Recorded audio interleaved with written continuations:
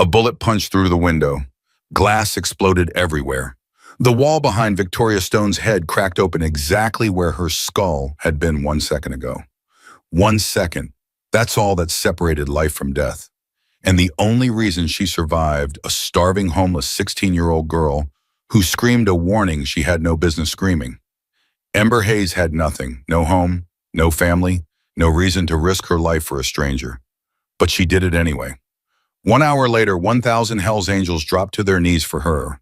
Subscribe now, stay until the end, comment your city, show me how far courage travels. I know you're under here, sweetheart. Ember Hayes stopped breathing. That voice, God, that voice. It crawled under her skin like broken glass. Mr. Garrett had found her. Come on out. Mrs. Garrett's worried sick about you. Liar. Mrs. Garrett didn't care if Ember lived or died. She just wanted the foster check. Ember pressed herself deeper into the shadows beneath the railroad overpass. Her fingers dug into the concrete until her nails cracked. Don't move. Don't breathe. Become nothing. The police are looking for you, Ember. His footsteps echoed closer. Running from a foster home that goes on your permanent record. Follows you forever. No college, no job, nothing. She bit her lip until she tasted copper. He's lying. He just wants to get you alone again. I know what you told them. His voice dropped low, dangerous. That little story you made up about me. Nobody believed you, sweetheart. Nobody ever believes girls like you. Her whole body was shaking now. Please go away. Please go away. Please. I can smell that cheap shampoo. He was so close. Maybe 10 feet, maybe less. The one Mrs. Garrett bought you, I'd know it anywhere. Ember squeezed her eyes shut and prayed to a God she'd stopped believing in 3 years ago. Silence. Long, terrible, endless. Then footsteps, moving away. Fine, have it your way. His voice was fading now, but you can't hide forever. When you get hungry enough, cold enough, desperate enough, you'll come crawling back. They always do. She didn't move for 20 minutes after he left. When she finally crawled out, her legs almost gave out beneath her.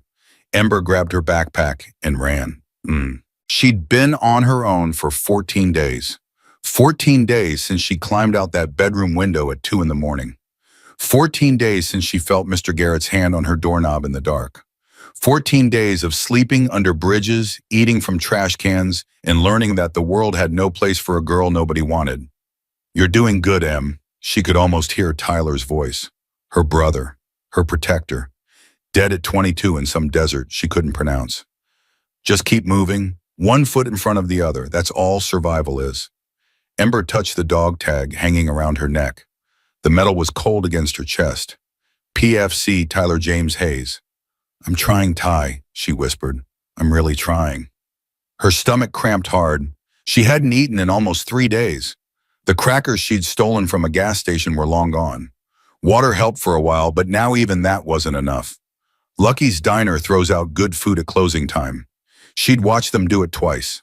Burgers that were barely cold. Fries still in their containers. Once she saw them toss a whole pie. If she hurried, she could eat tonight. Ember started walking faster. Hey, you stop. Right there. Ember's blood turned to ice. A cop. She'd walked right past a patrol car without seeing it. Yeah, you, come here. Run or stay. Running meant they'd chase her, catch her, send her back to the Garretts. Staying meant questions she couldn't answer. Walk, just walk, act normal. Ember forced herself to keep moving. Not too fast, not too slow. I said stop. She heard a car door open. Run now, but her legs wouldn't cooperate. She was too tired, too hungry, too empty. Dispatch, I got a way false alarm. It's just old Murphy's granddaughter. Sorry about that, sweetheart. Thought you were someone else.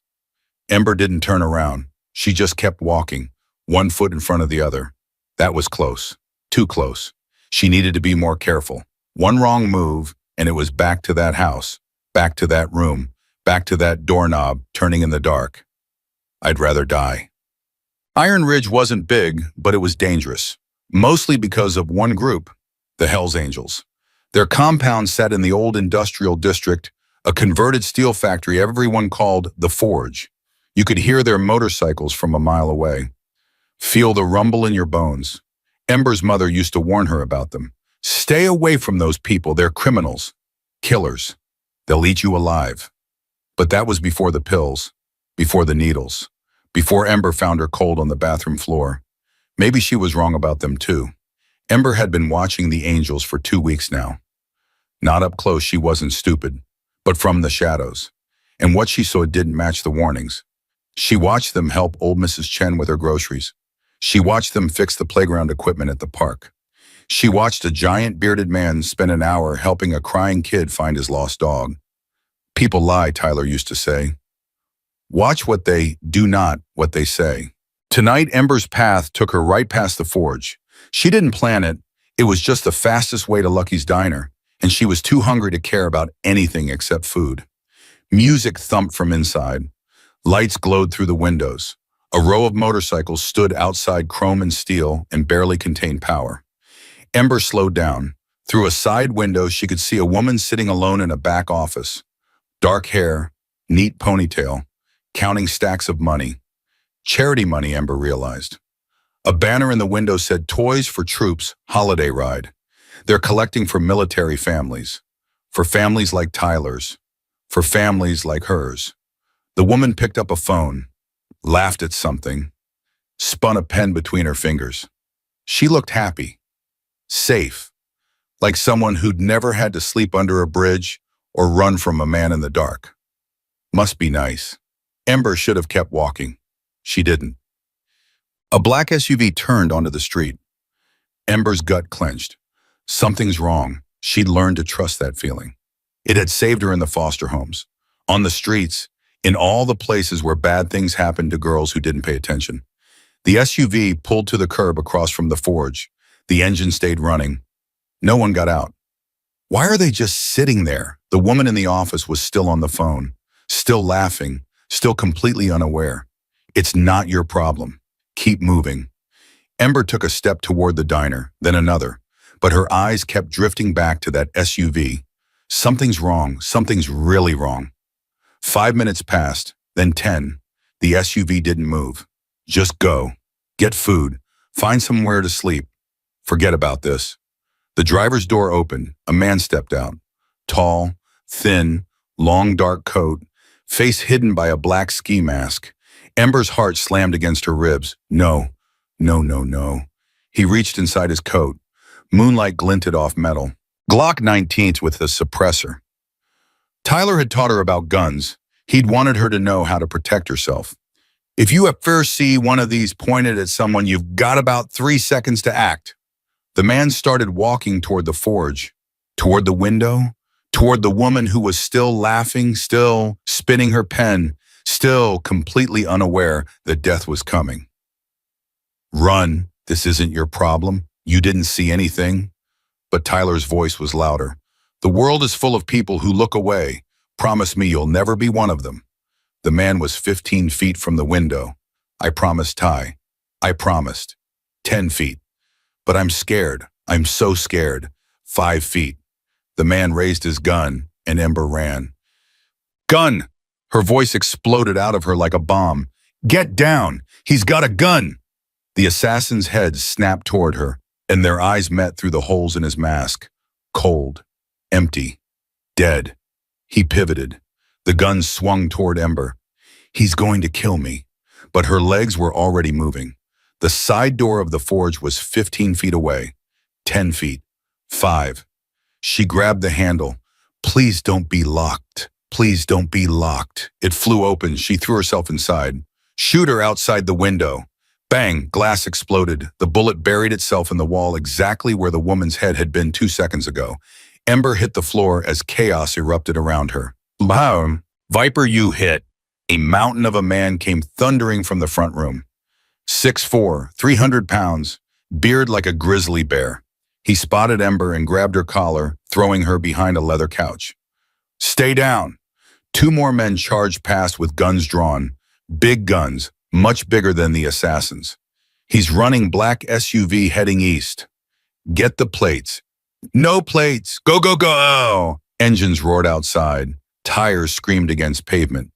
Victoria, a new voice, deeper, the kind that expected answers. Ember peeked over the couch. A man stood in the doorway, maybe 50, gray threading through dark hair, face like it had been carved from stone. His leather vest was covered with more patches than anyone else. Hammer, that's Hammer. I'm okay, whoa. The woman from the office was pressed against the wall, shaking but alive. Marcus, I'm okay. The bullet missed me. How the angle was perfect. That girl, Victoria pointed at the couch. She screamed. She warned me. Every head in the room turned toward Ember. She was curled up on the floor, hugging her knees, shaking so hard her teeth were chattering. Hammer walked toward her. His boots sounded like thunder on the wooden floor. Who are you? Ember couldn't speak.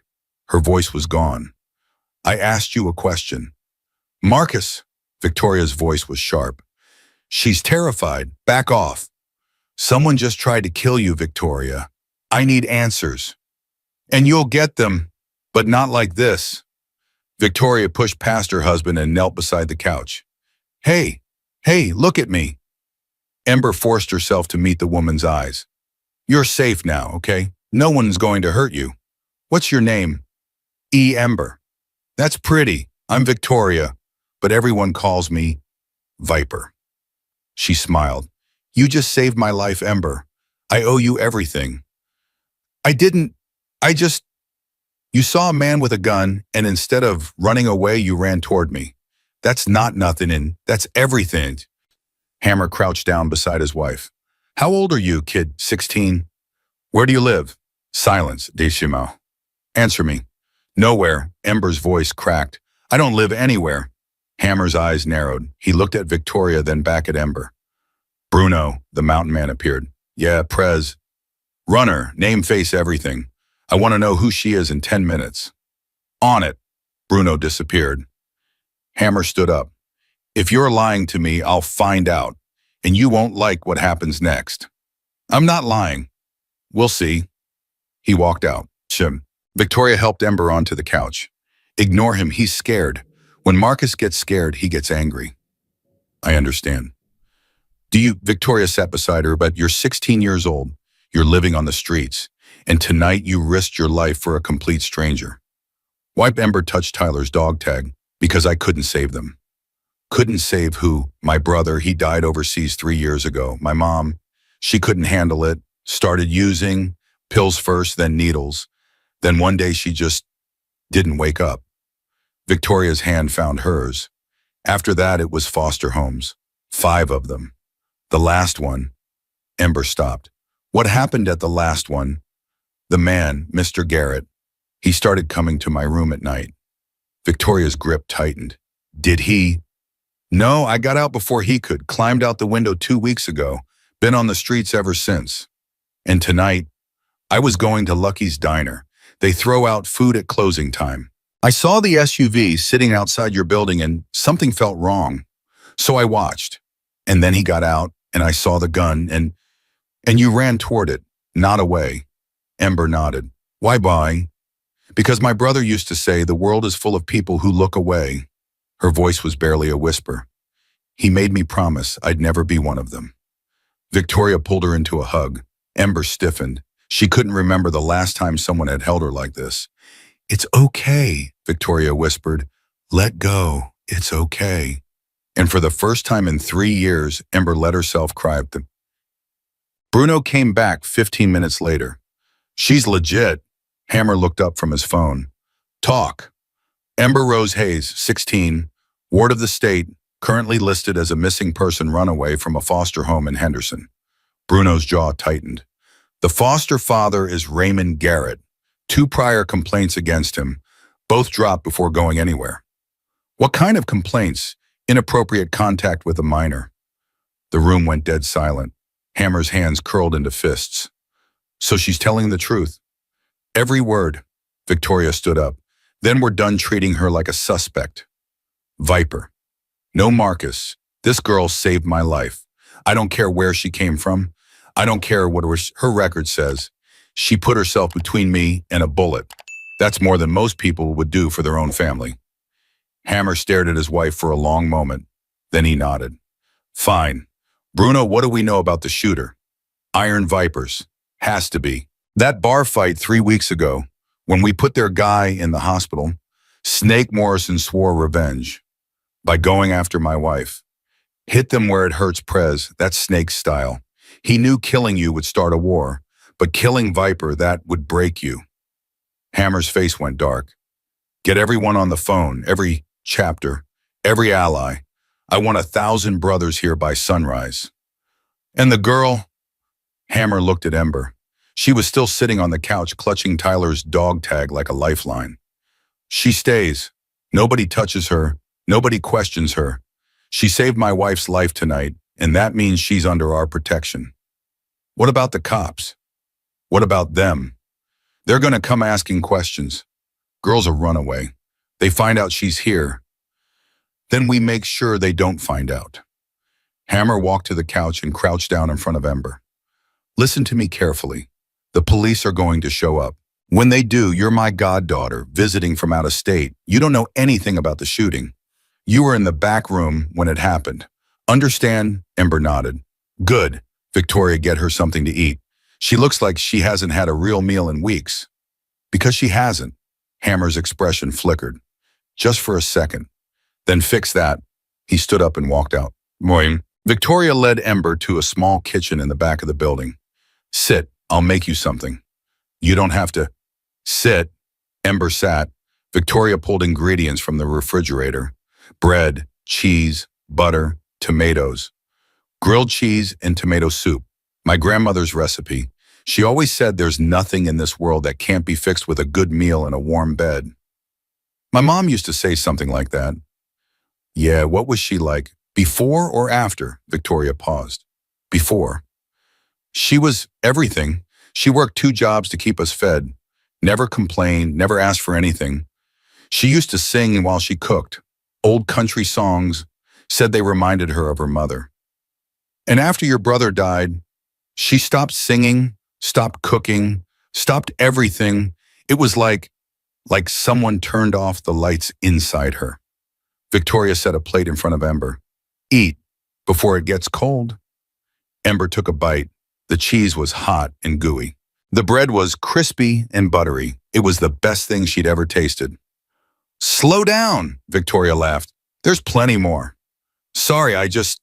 Don't apologize, ever. Not to me. Ember kept eating. Victoria sat across from her with a cup of coffee. Can I ask you something? Ember nodded. That man, Mr. Garrett, when Marcus hears the full story, he's going to want to do something about it. Something permanent. What do you want? Ember stopped chewing. What do you mean? I mean exactly what I said. That man hurt you, tried to hurt you worse. Men like that don't stop. They just find new victims. So what do you want us to do about it? I don't want anyone to get in trouble because of me. That's not what I asked. Ember set down her sandwich. I want him to stop. I want him to never be able to hurt another girl, but I don't want anyone to kill him. That would make me as bad as he is. Victoria smiled. Smart girl. Don't worry. There are ways to handle men like Raymond Garrett that don't involve bullets. Ways that are much, much worse. What do you mean? I mean, by the time we're done with him, he'll wish we had killed him. Ember didn't know what to say. Finish your food. The police will be here soon, and you need to look like you haven't been crying. The cops arrived 20 minutes later. 2 of them. Both nervous. Both very aware that they were outnumbered about 50-1. We got reports of shots fired. Hammer stepped forward. Someone took a shot at my wife through that window. Missed, thank God. Any idea who? Could be anyone. We'll let you know if we think of something. The first cop's eyes landed on Ember. Who's this? My goddaughter, visiting from California. Funny, haven't seen her around before.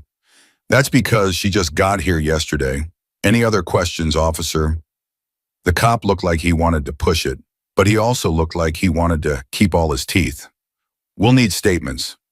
Come back tomorrow. It's been a long night. Sir, that's not tomorrow. The cop hesitated, then nodded. We'll be in touch. After they left, Ember let out the breath she'd been holding. Why did you do that? Hammer looked at her. Do what? Lie for me. Tell them I was your goddaughter. Because if they ran your name, they'd send you back to the Garretts. And I wasn't going to let that happen. Why not? You don't know me. You don't owe me anything.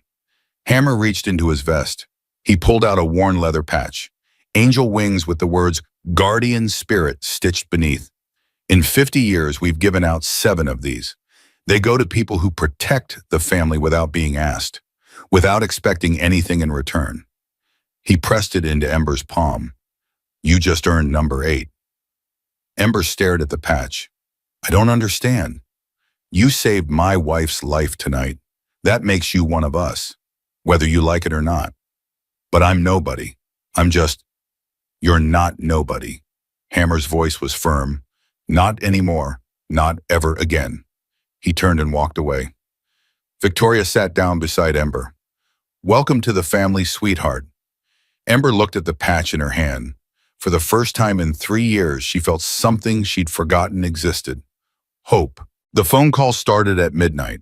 Ember watched from the corner of the room as Hammer paced back and forth, his cell pressed to his ear. His voice was low, but the anger burned through every word. I don't care where you are. I don't care what you're doing. Someone tried to kill my wife tonight. I want every brother within 200 miles at the forge by sunrise.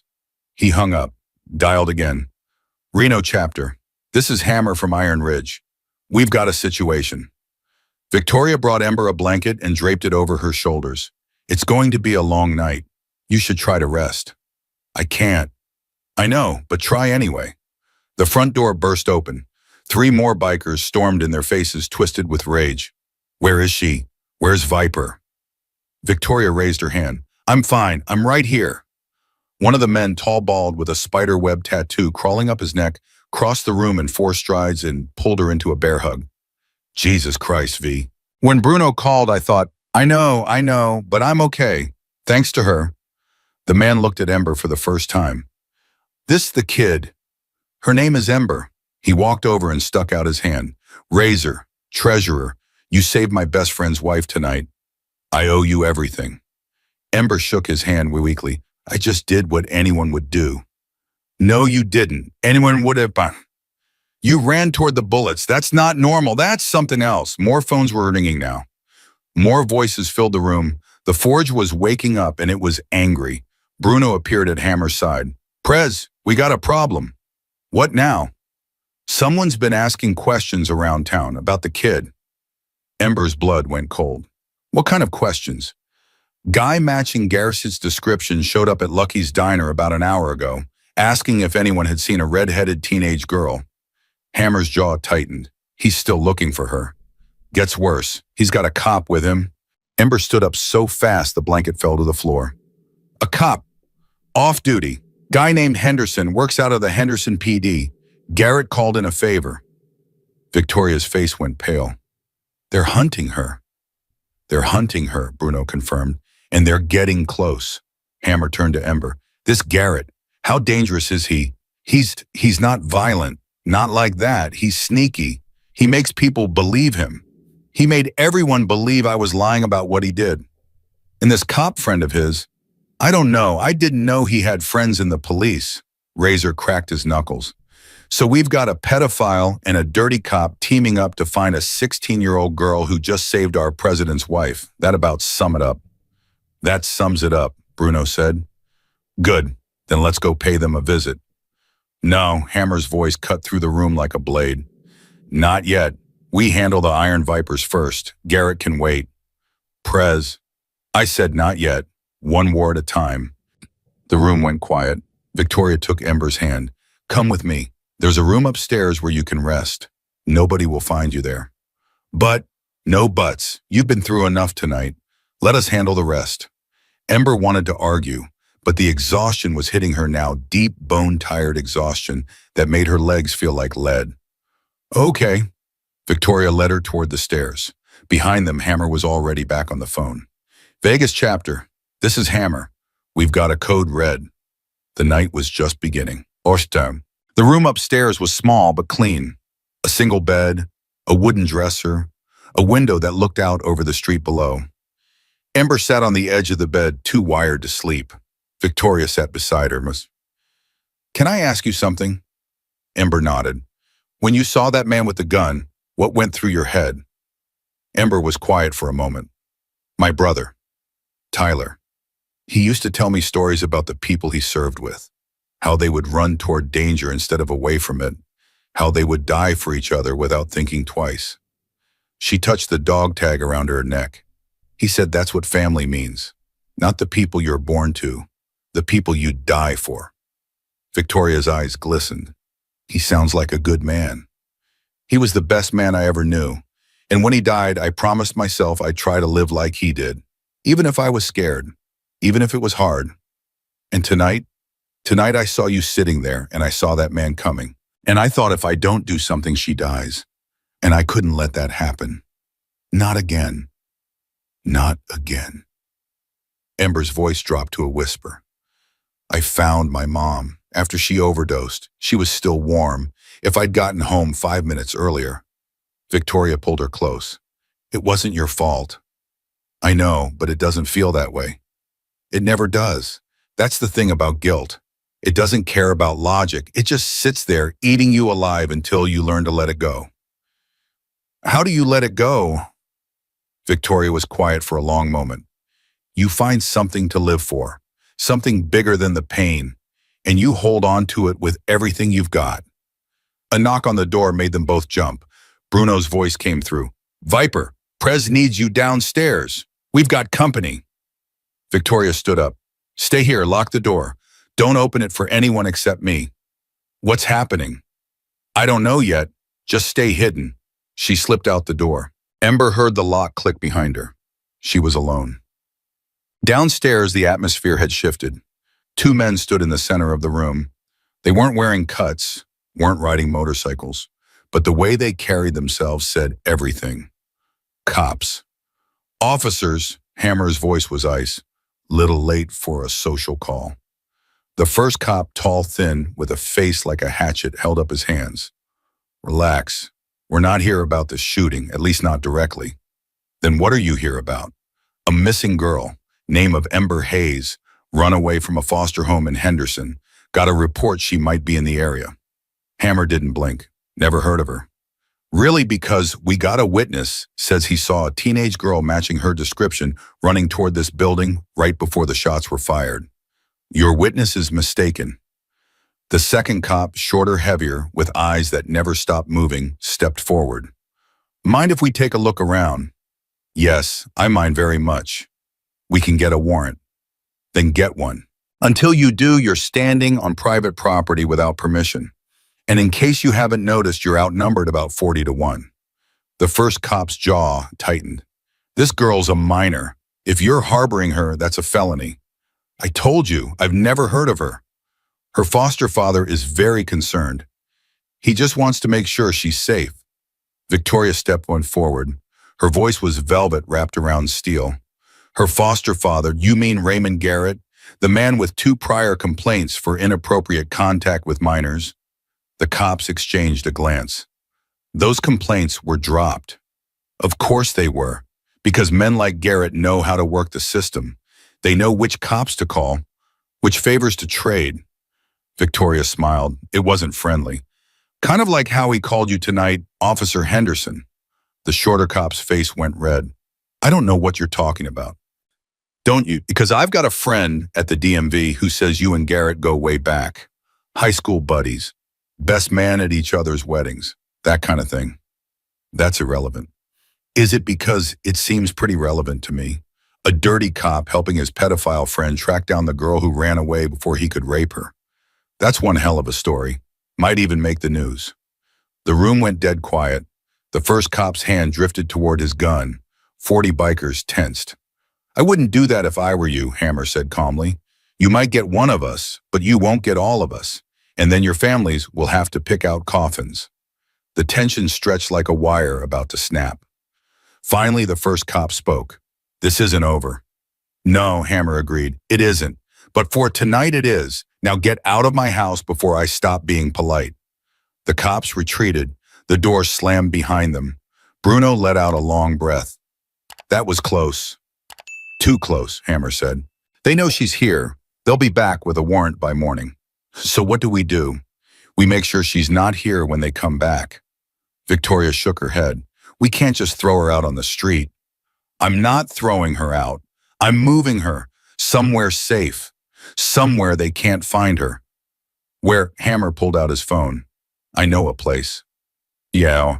Upstairs, Ember pressed her ear to the door. She couldn't hear the words, but she could hear the tone. Angry voices, tension. Something was very wrong. They're talking about me. They're going to send me away. They're going to give me back to Garrett.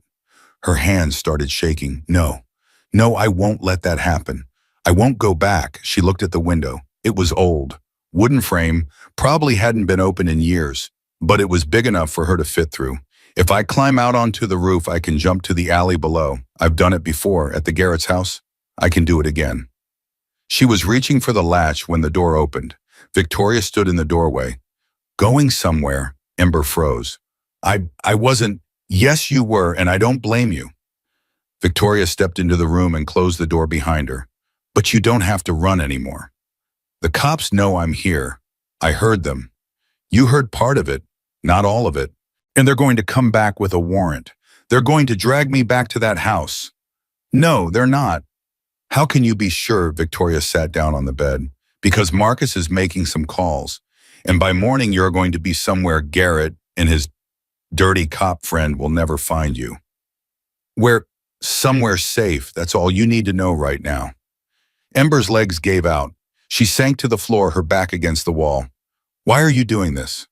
All of you. Why do you care what happens to me? Victoria was quiet for a moment. Can I tell you a story? Ember nodded. When I was 17, I was a lot like you.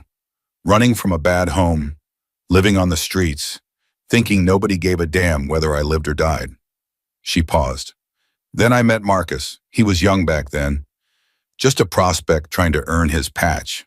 He found me sleeping behind a dumpster in January, brought me back to the clubhouse, fed me, gave me a place to stay, didn't ask for anything in return.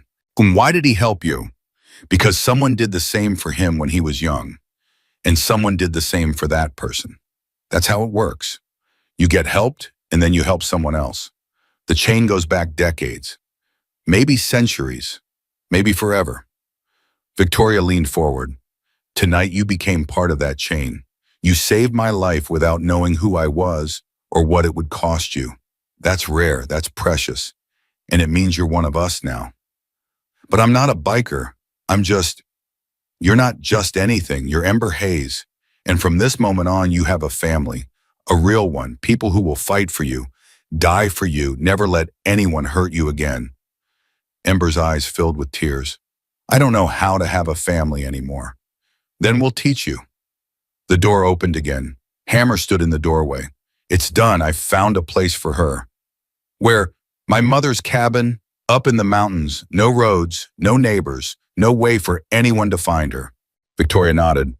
When do we leave? First light. I'm sending Bruno and Razor with you, and the kid comes too. He looked at Ember. You okay with that?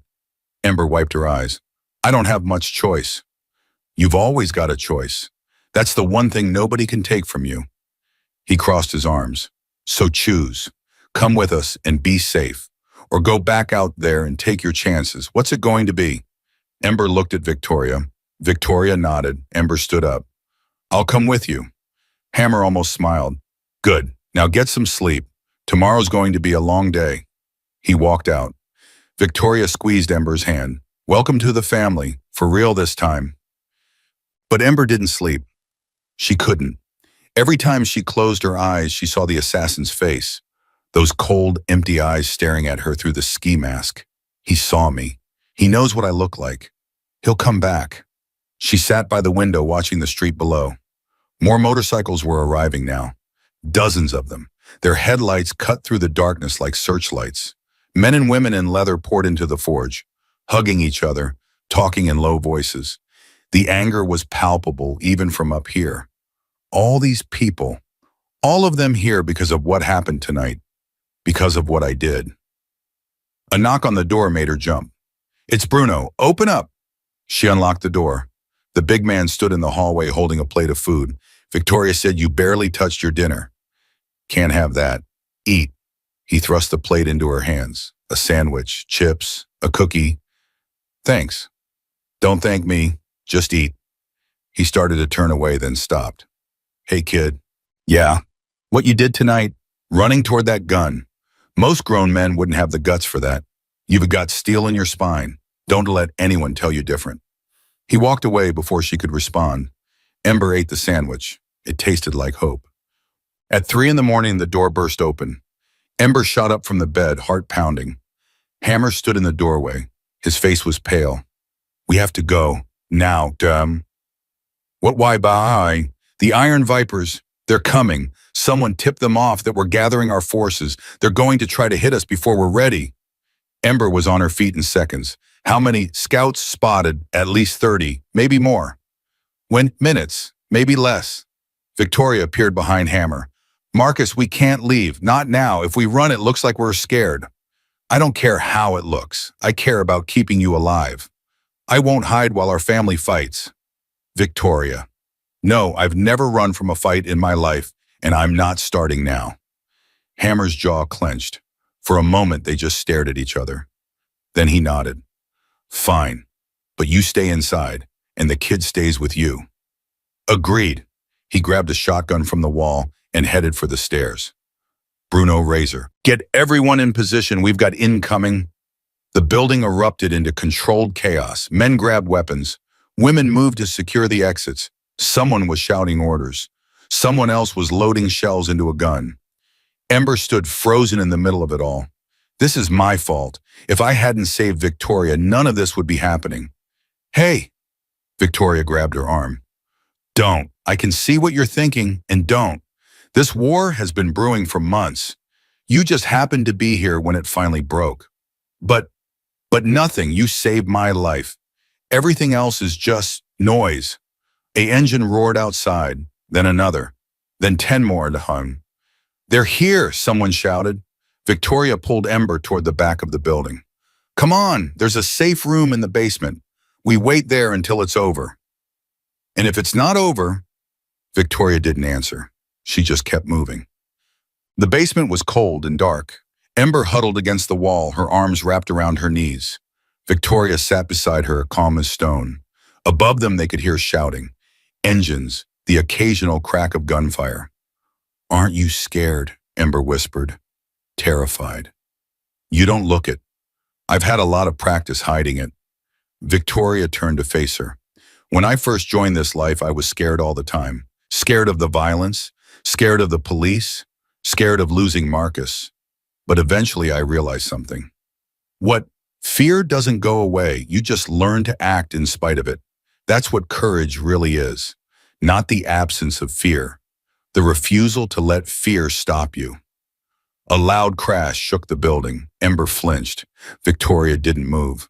"What was that?" "Probably someone putting a bike through a window. It's fine. The boys can handle themselves." "How can you be so calm?" Victoria smiled. "Because I've seen them handle worse. And because I believe in them." More gunshots, more shouting, then silence. Long, heavy, terrifying silence. Ember held her breath. Footsteps on the stairs. Victoria stood up slowly. Her hand found a metal pipe leaning against the wall. The door opened.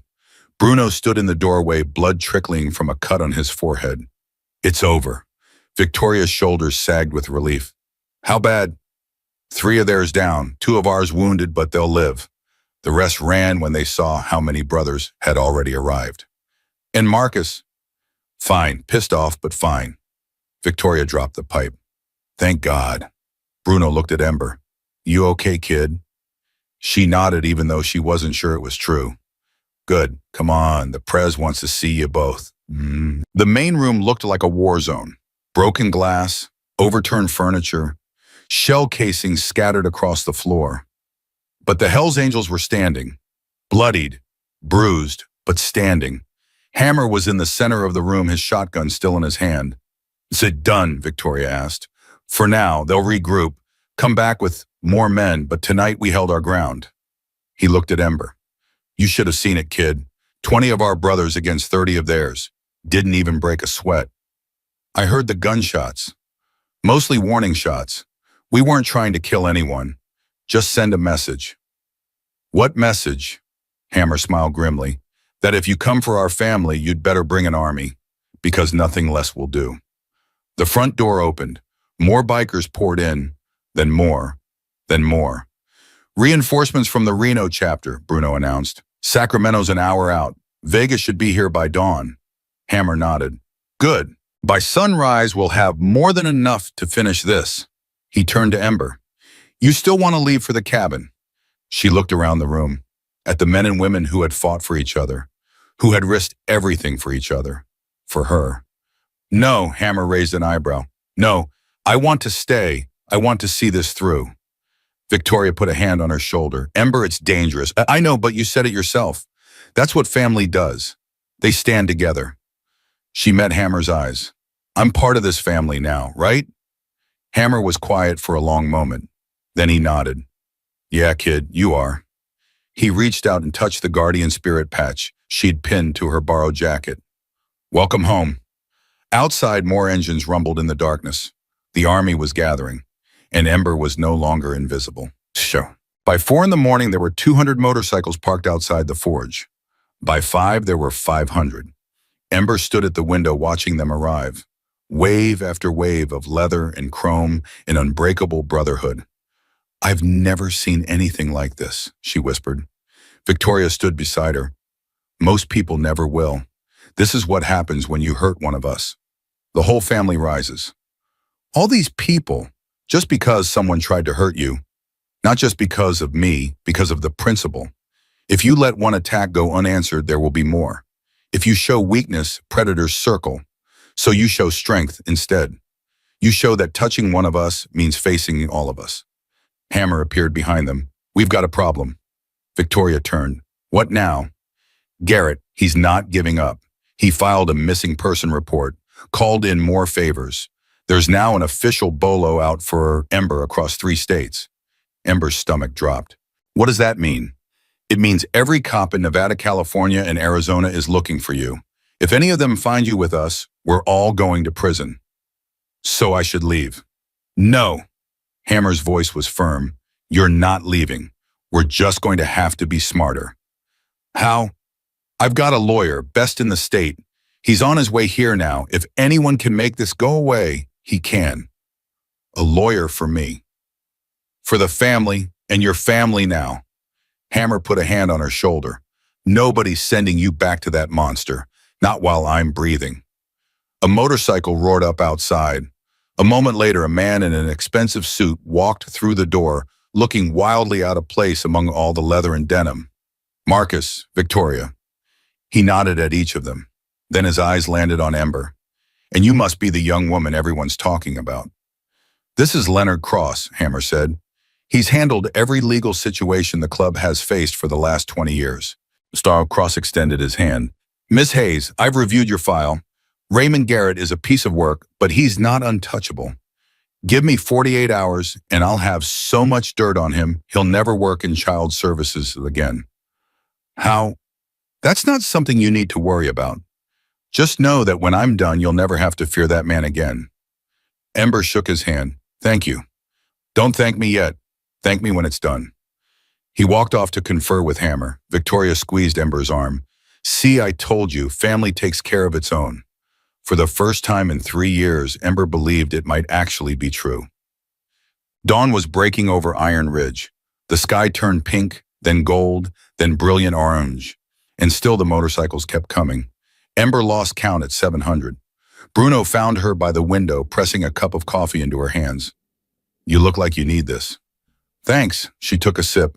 It was strong enough to wake the dead. How many more are coming? Last count, we're expecting over 1,000 by noon. 1,000 for one attack, Bruno laughed. Kid, you don't understand how this works. When you mess with one angel, you mess with all of them. Chapters from Texas to Oregon are sending riders. This is the biggest gathering we've had in 20 years. All because of what happened to Victoria. That's part of it. But it's bigger than that now. He leaned against the wall. Word got out about you. About what you did. A 16-year-old homeless girl running toward a gunman to save a stranger. That story spread like wildfire. People wanted to see you. To meet the kid with more guts than most grown men. Ember felt her face flush. I'm not a hero. Tell that to the 1,000 bikers who are riding through the night to shake your hand. She didn't know what to say to that. Bruno finished his coffee and stood up straight. Hammer wants to do something, a ceremony of some kind, to honor what you did. A ceremony. Nothing fancy, just recognition in front of everyone. Ember's stomach clenched. I'm not good with crowds. Neither was I once. You get used to it. He headed for the door. Get some rest if you can. It's going to be a big day. He left. Ember stood alone by the window watching the sun rise over a sea of chrome and leather. 1,000 bikers, all of them coming here. For me. She touched Tyler's dog tag. Are you watching Big Brother? Can you see what's happening? I think you'd be proud. The door opened again. Victoria walked in holding a leather jacket.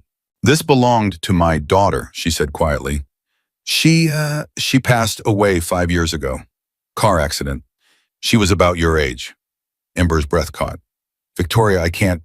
Yes, you can. Victoria pressed the jacket into her hands. She would have wanted you to have it. She was like you know, brave, stubborn, always running toward trouble instead of away from it. Ember looked at the jacket. It was soft, well-worn, clearly loved. What was her name? Lily. Her name was Lily. It's beautiful. She was beautiful. Victoria's voice cracked. I see so much of her in you. The way you move, the way you think, the way you refuse to give up even when everything is against you. She helped Ember put on the jacket. It fit perfectly. There. Now you look like one of us. Ember looked at her reflection in the window. A stranger looked back. A girl in leather with fire in her eyes and steel in her spine. Is that really me? Is that who I'm becoming? Victoria stood beside him. Ready. For what? For whatever comes next. Ember took a deep breath. Yeah, I think I am. Outside the engines roared, 1,000 voices united in purpose. In Ember Hayes, the invisible girl was about to step into the light. The clock on the wall read 6:47 a.m. when Bruno burst through the door. We've got a situation. Hammer looked up from his coffee. Another one? Garrett's here. The room went dead silent. Ember felt her blood turn to ice. Here? Victoria stepped forward. At the forge. Outside, with 4 cops and a social worker. They've got a court order. Hammer slammed his fist on the table. How the hell did he get a court order at 6 in the morning? Judge Morrison, same one who dismissed those complaints against him. That judge is in Garrett's pocket too. Looks like it. Ember's legs started shaking. She grabbed the back of a chair to steady herself. I have to go. No, Hammer's voice was steel. You're not going anywhere. But the court order. Court orders can be challenged. Cross is already on it. We just need to buy time. Victoria moved to the window. There's more than 4 cops out there now. I count at least 10. They're calling for backup, Bruno said. They know how many of us are here. Hammer pulled out his phone. Hey, Cross, where are you? I don't care about traffic. Garrett's here with a court order. Yeah, I know. Just get here. Fast. He hung up. 20 minutes. We need to stall for 20 minutes. Razor cracked his knuckles. I can stall them. No violence. That's exactly what they want. One punch thrown, and they've got an excuse to arrest everyone here. So what do we do? Hammer looked at Ember. You trust me? She hesitated, then nodded. Good. Stay out of sight. Don't come out no matter what you hear. Victoria, take her to the basement. Bruno, Razor, you're with me. Victoria grabbed Ember's hand. Come on. But no buts. Move. They ran. Behind them, Hammer walked toward the front door. Let's go have a conversation. The basement was cold and dark. Again. Ember pressed her back against the wall, trying to control her breathing. He found me. He actually found me. He hasn't found you yet. Victoria's voice was calm. You're still here. Still safe. For how long? They have a court order. That means nothing. Court orders can be overturned. Cross has done it before. But what if he can't this time? What if they take me back? Victoria knelt down so they were eye to eye. Listen to Tai, I know you're scared. I know you've been let down by every adult in your life. But I need you to believe me when I say this. We are not going to let them take you. How can you promise that? Because you saved my life and I'll die before I let anyone hurt you. Footsteps above them. Heavy, angry, voices, shouting. You don't have the right to keep her from me. Ember recognized that voice. Garrett, her whole body started trembling. He's up there. He's right up there. And Victoria pulled her close. Shh, he can't get to you. He can't hurt you. You don't understand. He always wins. He always... Not this time, Victoria's grip tightened.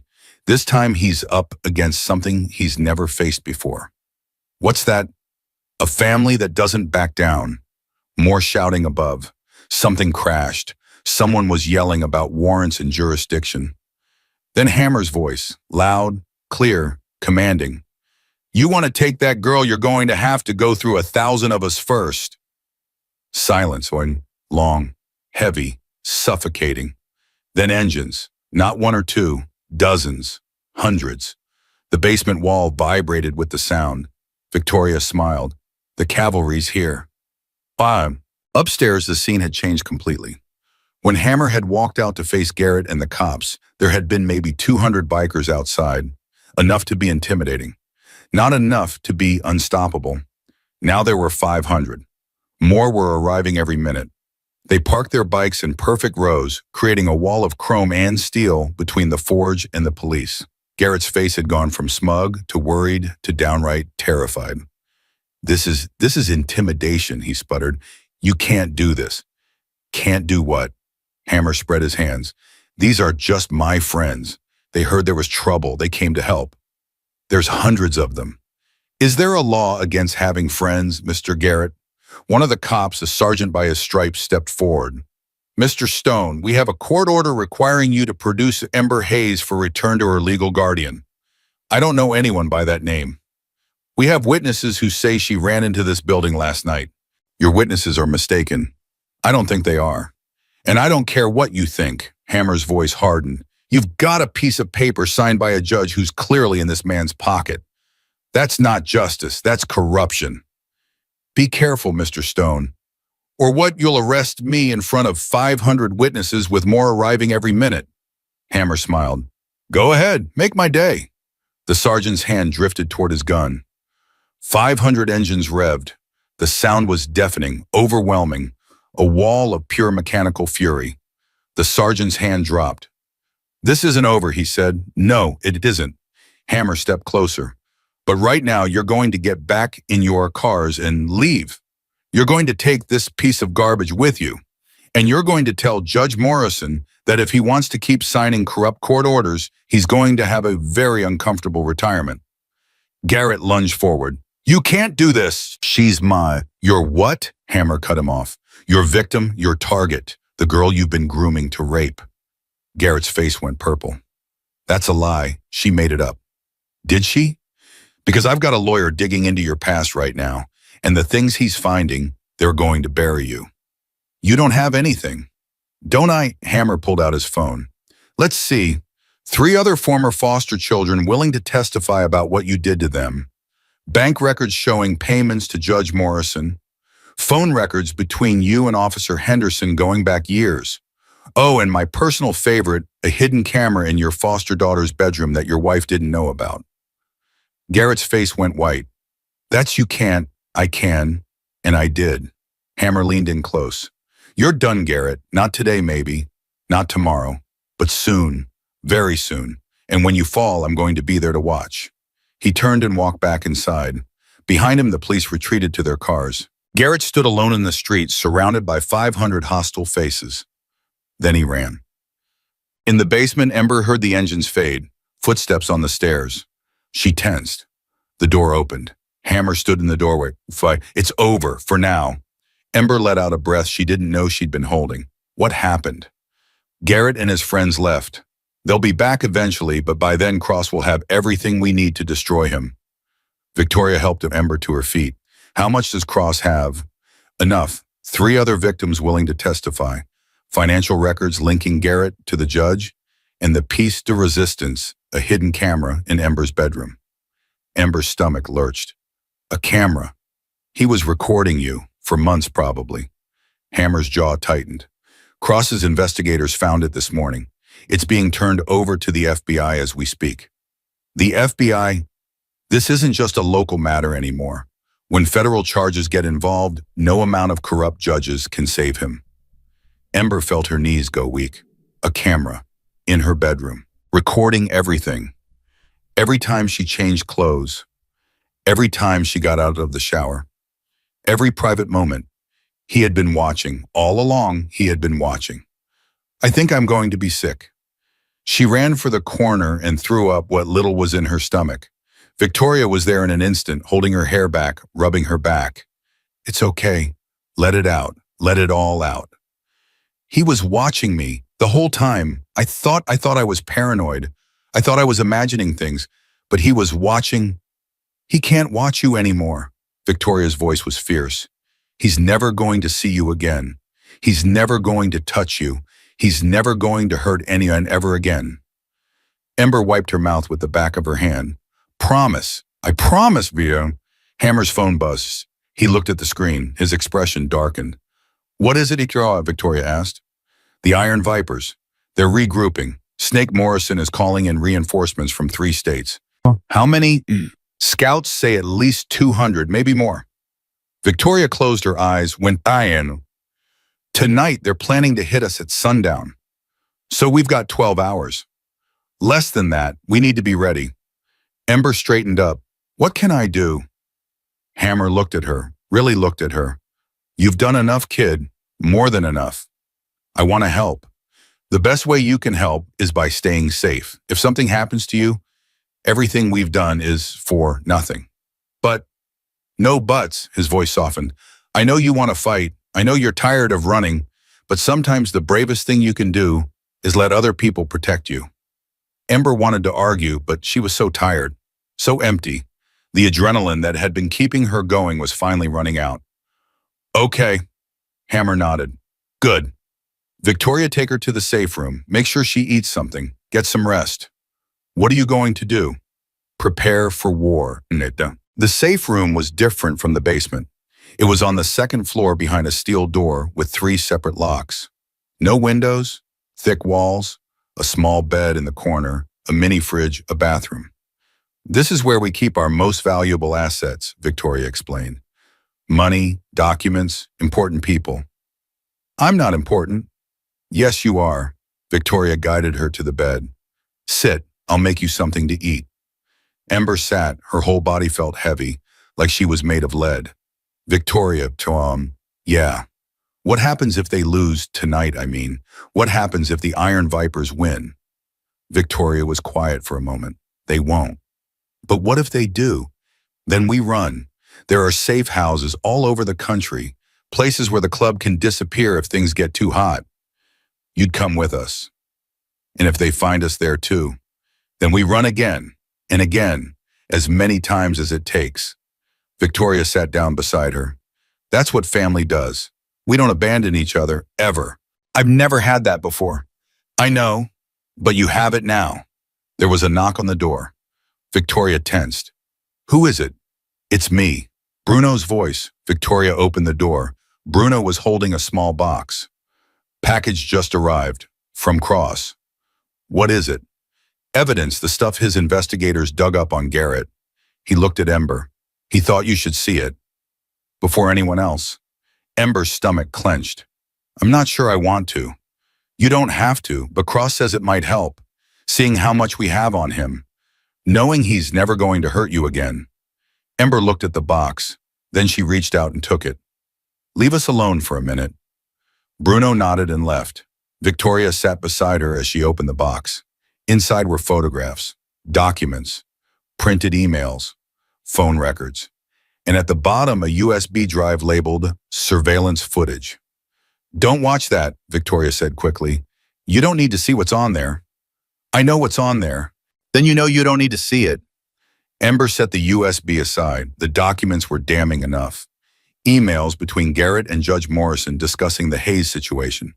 bank transfers from Garrett to the judge's wife's charity, text messages between Garrett and Officer Henderson planning how to track Ember down, and worst of all, testimonies from three other girls, three other victims who had come forward once they learned they weren't alone. He did this to them too, Ember whispered. All of them. Yes. And nobody stopped him. Nobody could. He had the system wrapped around his finger. Until now. Ember set down the papers. What happens to him? Cross is sending everything to the FBI today. With federal charges pending, there's no way Garrett can run for foster parent of the year anymore. He'll be lucky if he stays out of prison. And the judge, the cop, they'll go down too. Cross is making sure of it. Ember leaned back against the wall. It doesn't feel real. After everything he did, it's just over. Not over. Justice is just beginning. Victoria took her hand. But you're safe now. That's what matters. The door opened again. Hammer stood there, his face grim. We've got company, and it's not the Vipers. Downstairs, a woman stood in the middle of the room. She was maybe 50. Gray hair pulled back in a tight bun, a suit that probably cost more than Ember had ever owned in her life. My name is Director Sarah Chen, she said. FBI, I'm here about Raymond Garrett. Hammer crossed his arms. You're a little late. We already handled it. I can see that. Chen looked around at the hundreds of bikers filling the building. Quite the operation you've got here. We take care of our own. So I've heard. Her eyes landed on Ember. Miss Hayes, I presume. Ember nodded. I've reviewed the evidence your lawyer provided. It's comprehensive. Chen's expression softened slightly. I want you to know that Raymond Garrett was arrested 30 minutes ago. He's currently in federal custody and will not be released pending trial. The room erupted. Cheers, shouts. Someone started clapping. Ember couldn't process it. Arrested. Arrested. Along with Judge Morrison and Officer Henderson. The entire network is being dismantled as we speak. Victoria grabbed Ember's hand. Did you hear that they got him? They actually got him. I don't... Director Chen stepped closer. Miss Hayes, I know this has been an incredibly difficult time for you, but I want you to know that what you did coming forward, refusing to be silenced, that took courage. Real courage. Because of you, 3 other women found the strength to tell their stories. Because of you, a predator is off the streets forever. Ember's eyes filled with tears. I didn't do anything. I just ran. You ran toward danger to save a stranger's life. That's not nothing. That's everything. Chen pulled out a card. If you ever need anything at all, call this number, day or night. Ember took the card. Thank you. Thank yourself. You earned this. Chen turned to Hammer. Mr. Stone, I know we haven't always seen eye to eye, but what you did for this girl, it matters. It really matters. Hammer shrugged. She saved my wife. We saved her. That's how it works. That's how it should work everywhere. Chen headed for the door. Oh, and Mr. Stone, the Iron Vipers. We've been watching them too. If anything happens tonight, we'll be nearby. She left. The room was silent for a moment. Then Bruno spoke. Did the FBI just offer to back us up against the Vipers? Hammer smiled grimly. Looks like it. That's never happened before. First time for everything. Razor shook his head. This kid is something else. She's been here one night and already she's got the FBI eating out of her hand. Ember felt her face flush. I didn't... Shut up and take the compliment, kid. Razor clapped her on the shoulder. You earned it. The hours passed slowly. More bikers arrived. The final count settled around 950. Not quite 1,000 yet, but close. Ember tried to rest, but sleep wouldn't come. Every time she closed her eyes, she saw Garrett's face. Heard his voice. I know you're under here, sweetheart. You can't hide forever. They always come back. But she wasn't going back. Not ever. Garrett was in prison. The judge was in prison. The cop was in prison. For the first time in 3 years, she was actually free. So why didn't she feel free? A knock on the door. Come in. Victoria entered with a plate of food and a bundle of clothes. Eat first, then change. Hammer wants you downstairs in an hour. For what? The ceremony. What ceremony? Victoria smiled. You'll see. She left. Ember ate mechanically. Shower, changed. The clothes Victoria had brought were new, jeans that actually fit, a black t-shirt, boots that weren't falling apart. And on top of the pile, Lily's leather jacket. Ember put it on. It still fit perfectly. She looked at herself in the mirror. The girl staring back was someone she barely recognized. Not a victim, not a runaway, not invisible, someone else entirely. Someone stronger. The main floor of the forge had been transformed. Hundreds of people filled the space. Men, women, old, young, all of them wearing leather, all of them looking at her. Ember's legs locked. I can't do this. Victoria was at her side. Yes, you can. They're all staring at me. Because they respect you, because you earned their respect. Hammer appeared at the front of the crowd. Brothers and sisters, the room went quiet. Tonight we face an enemy who tried to destroy us, who tried to take what we love, who thought they could break us by striking at our heart. Murmurs of anger rolled through the crowd, but they failed. They failed because of one person, a 16-year-old girl who had nothing, no family, no home, no reason to care about a stranger's life. He turned to Ember. Come here. Her legs felt like jelly, but she walked forward anyway. The crowd parted to let her through. Hammer took her hand and raised it above his head. This is Ember Hayes. She saw a gun pointed at my wife and she ran toward it, not away toward, and because of her, Victoria is still alive. The crowd erupted, cheers, shouts, engines revving outside. The sound washed over Ember like a wave. Hammer waited for quiet. Ember came to us with nothing. No family, no future, just the clothes on her back and a heart bigger than anyone I've ever met. He pulled out the Guardian Spirit patch. This patch is given to those who protect the family without being asked. In our history, we've given out 7. He pinned it to her jacket. Ember Hayes, number 8. Welcome to the family. The crowd erupted again. Someone started chanting her name. Ember, Ember, Ember. Others joined in. Soon the whole room was shaking with the sound. Ember stood there, tears streaming down her face, unable to speak. Victoria appeared beside her. How does it feel? I don't have words. You don't need them. Hammer raised his hand. The crowd went quiet. Now we have business to attend to. The Iron Vipers are coming tonight. They think they can finish what they started. They think wrong. Roars of approval. Tonight we show them what happens when you mess with our family. Tonight we show them that the Hells Angels don't break, don't bend, don't back down. He turned to the crowd. Who rides with me? Every hand in the room went up. Who fights with me? The roar was deafening. Who dies with me if it comes to that? The sound shook the walls. Hammer smiled. Then let's ride. Outside, nearly 1,000 motorcycles waited. Ember watched from the doorways as the bikers mounted their machines. Engines roared to life. Headlights cut through the gathering dusk. Victoria found her. You're staying here with a guard. I know. I'll be back before midnight. Promise. Victoria hugged her tight. Promise. She walked to her own motorcycle, a sleek black machine that gleamed in the fading light. Hammer appeared beside Ember. You sure you don't want to come? I thought you said I should stay safe. I did, but I'm asking what you want. Ember looked at the army assembled before her. All these people, ready to fight, ready to die for each other, for her. I want to stay. I want to be here when you come back. Hammer nodded. Smart choice. He climbed on his motorcycle. Bruno's staying behind with 20 others. Anything happens, you listen to him. Understood. Understood. Hammer revved his engine. See you on the other side, kid. He pulled out. One by one, the others followed. The thunder of their engines shook the ground, shook the air, shook something deep in Ember's chest. She watched until the last taillight disappeared. Then she went inside and waited. The hours crawled by. Bruno paced the main room, checked his phone every 30 seconds, jumped at every sound.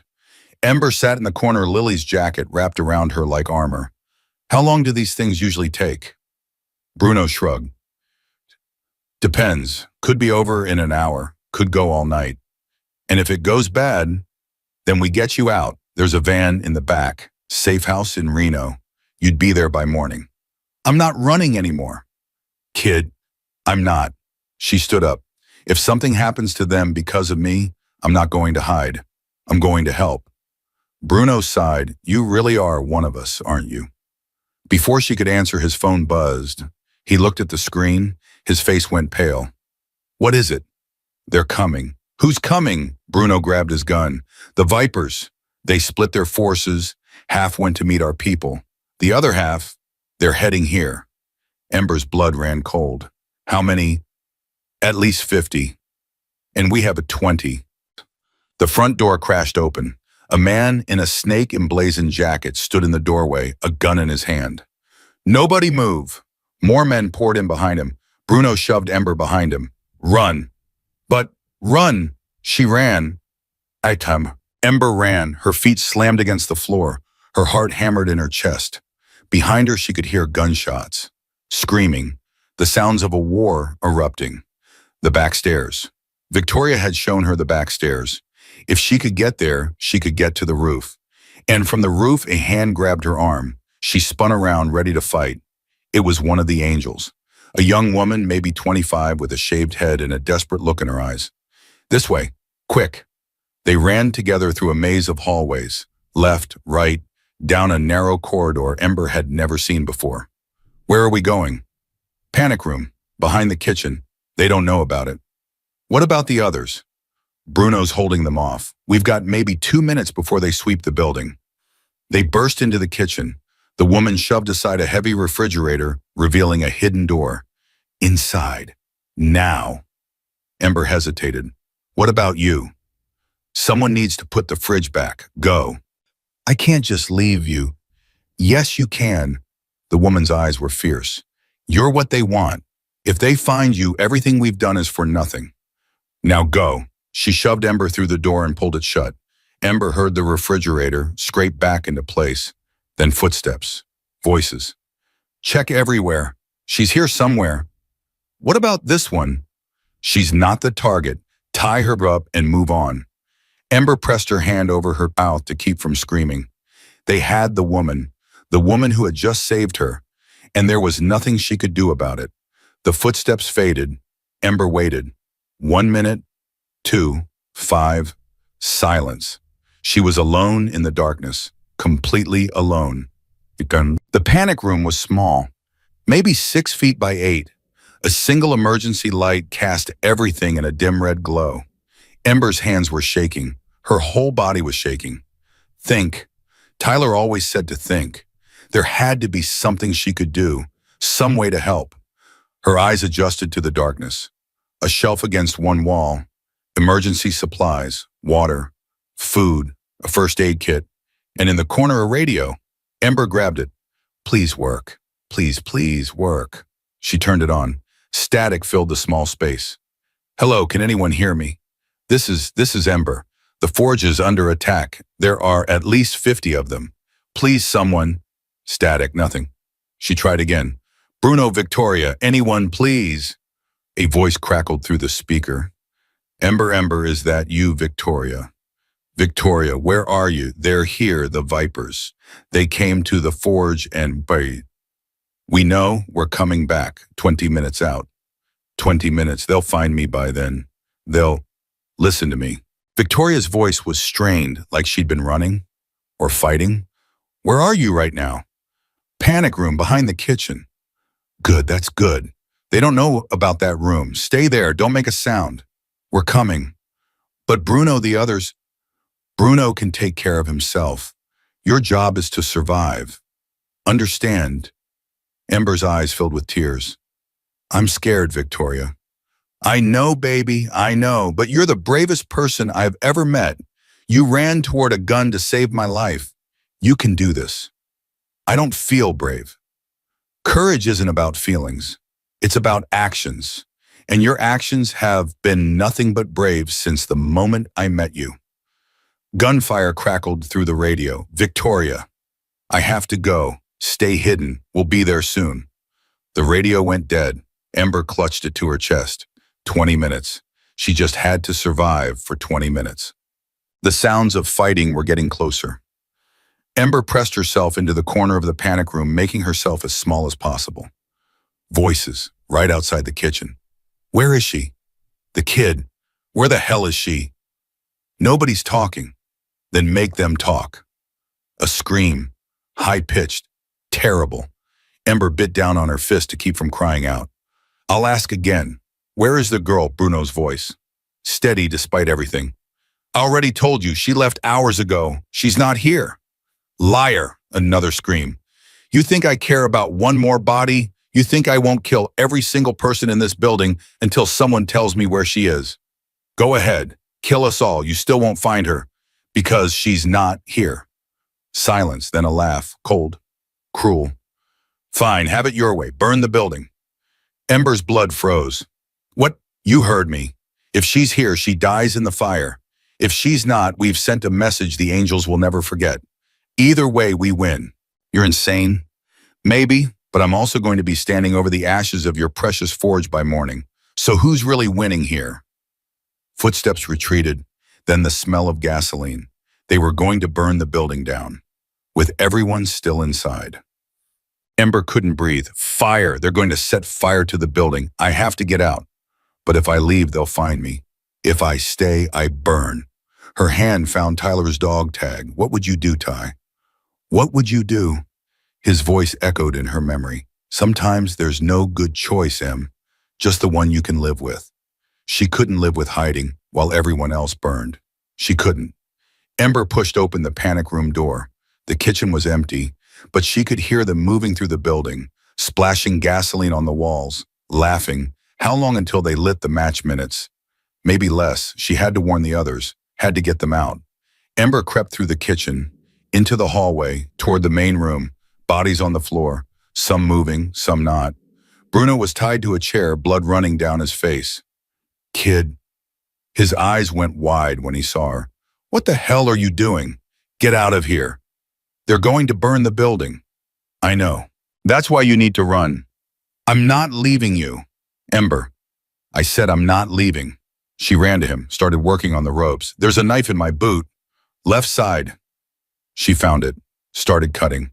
Hurry, they could come back any second. Her hands were shaking so badly she could barely hold the blade. Almost. The rope snapped. Bruno was free. He grabbed the knife from her hand. How many others are still alive? I don't know. I saw bodies in the hallway, but we check everyone. Anyone who can walk, we get them out. Anyone who can't, we carry them. Move. They moved, too. 4 people. That's how many they found still alive. The young woman who had saved Ember. An older man with a gunshot wound to his shoulder. 2 others who were beaten, but breathing. That's everyone. Bruno's voice was grim.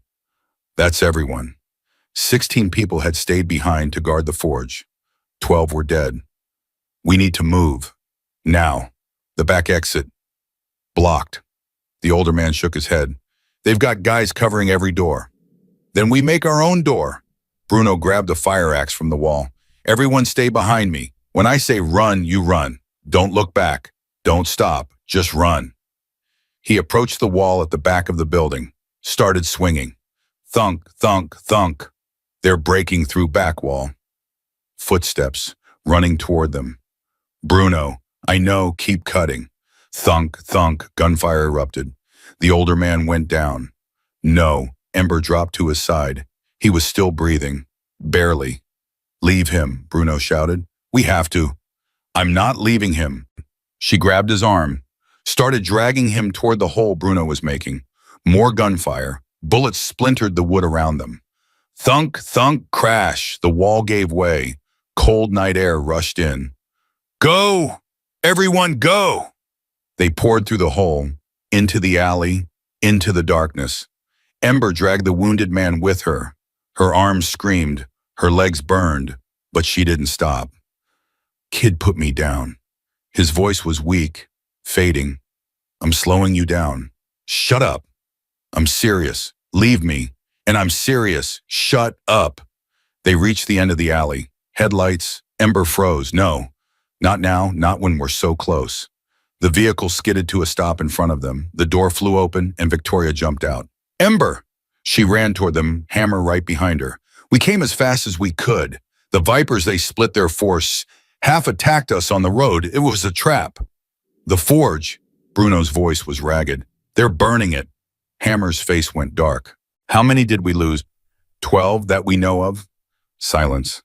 Terrible, heavy silence. Then Hammer spoke. His voice was ice. Where's Snake Morrison? Still inside, I think, overseeing the fire. Hammer pulled out his gun. Then let's go say hello. The forge was burning. Flames licked up the walls. Smoke poured from the windows. The heat was intense even from 100 feet away. But Hammer walked toward it anyway. Marcus, you can't. Victoria grabbed his arm. Watch me. You'll die. Maybe, but Snake Morrison dies first. More motorcycles were arriving now, the rest of the angels returning from the ambush. Some were wounded. All were furious. Razor pulled up beside Victoria. What's the plan? The plan is my husband is about to walk into a burning building to kill a man. Sounds like a plan to me. It's suicide. Maybe. Razor dismounted. But if Hammer's going, I'm going. Me too. Bruno stepped forward. And me. Another biker. And me. And me. One by one they stepped forward, wounded, exhausted, ready to die for family. Hammer looked at them. You don't have to do this. We know, Razor smiled grimly. That's why we're doing it. Hammer nodded. Then he turned and walked toward the flames. 15 men followed him. Ember watched them disappear into the smoke. Victoria's hand found hers. Will they be okay? Victoria didn't answer. Inside the burning building, Hammer could barely see. Smoke filled his lungs. Heat pressed against his skin. Every breath was agony, but he kept moving. Snake Morrison! Laughter echoed through the flames. Well, well, the king returns to his burning castle. A figure emerged from the smoke, tall, thin, a snake tattoo crawling up his neck. Snake Morrison. You should have stayed away, Hammer. Could have saved yourself. You killed my people. I killed your soldiers. There's a difference. There's no difference to me. Hammer raised his gun. Snake didn't flinch. Go ahead, shoot me. But know this, I've got 20 men in this building. You kill me, they kill all of you, and then they kill everyone outside, including that precious little girl you have been protecting. Don't you talk about her. Why not? She's the reason we're here, isn't she? Some random homeless kid saves your wife, and suddenly you're willing to burn the whole world down for her. It's almost touching. She's family. She's nothing. She's a nobody who got lucky, and now she's going to get everyone you love killed. Hammer's finger tightened on the trigger. Last chance, Snake. Call off your men. Walk away. I'll let you live. You'll let me live, Snake laughed. Look around you, Hammer. You're the one who's about to Not me. Footsteps behind them. Snake's men emerging from the smoke. Hammer was surrounded. Any last words? Snake asked. Hammer smiled. Yeah, duck. The wall behind Snake exploded. Bruno came through, first swinging his axe like a madman. Razor was right behind him, firing his gun in controlled bursts. Snake's men scattered. Hammer dove for cover. Get him, don't let him escape. But Snake was already running, disappearing into the smoke, into the flames. After him, the chase began. Outside, Ember watched the building burn. More sections were collapsing now. The heat was becoming unbearable even from a distance. They've been in there too long. Her voice was barely a whisper. Victoria's grip on her hand tightened. They'll make it out. They have to. But what if a figure burst through the front door? Then another. Then another. Hammer, Bruno, Razor, the others, all of them still alive. Ember's legs nearly gave out with relief. But then she saw their faces. Where's Snake? Victoria demanded. Hammer shook his head. He got away. There was a tunnel. Underground. We didn't know about it. So he's still out there. He's still out there. Sirens in the distance. Getting closer. We need to move, Bruno said. Cops, fire department, they'll be here in minutes. Where do we go? Razor looked around. The forge is gone. We've got nowhere. Yes, we do. Hammer pulled out his phone. Every chapter in the Western United States offered us shelter. We've got options. What about her? Victoria nodded toward Ember. If we disappear, Garrett's people might come looking.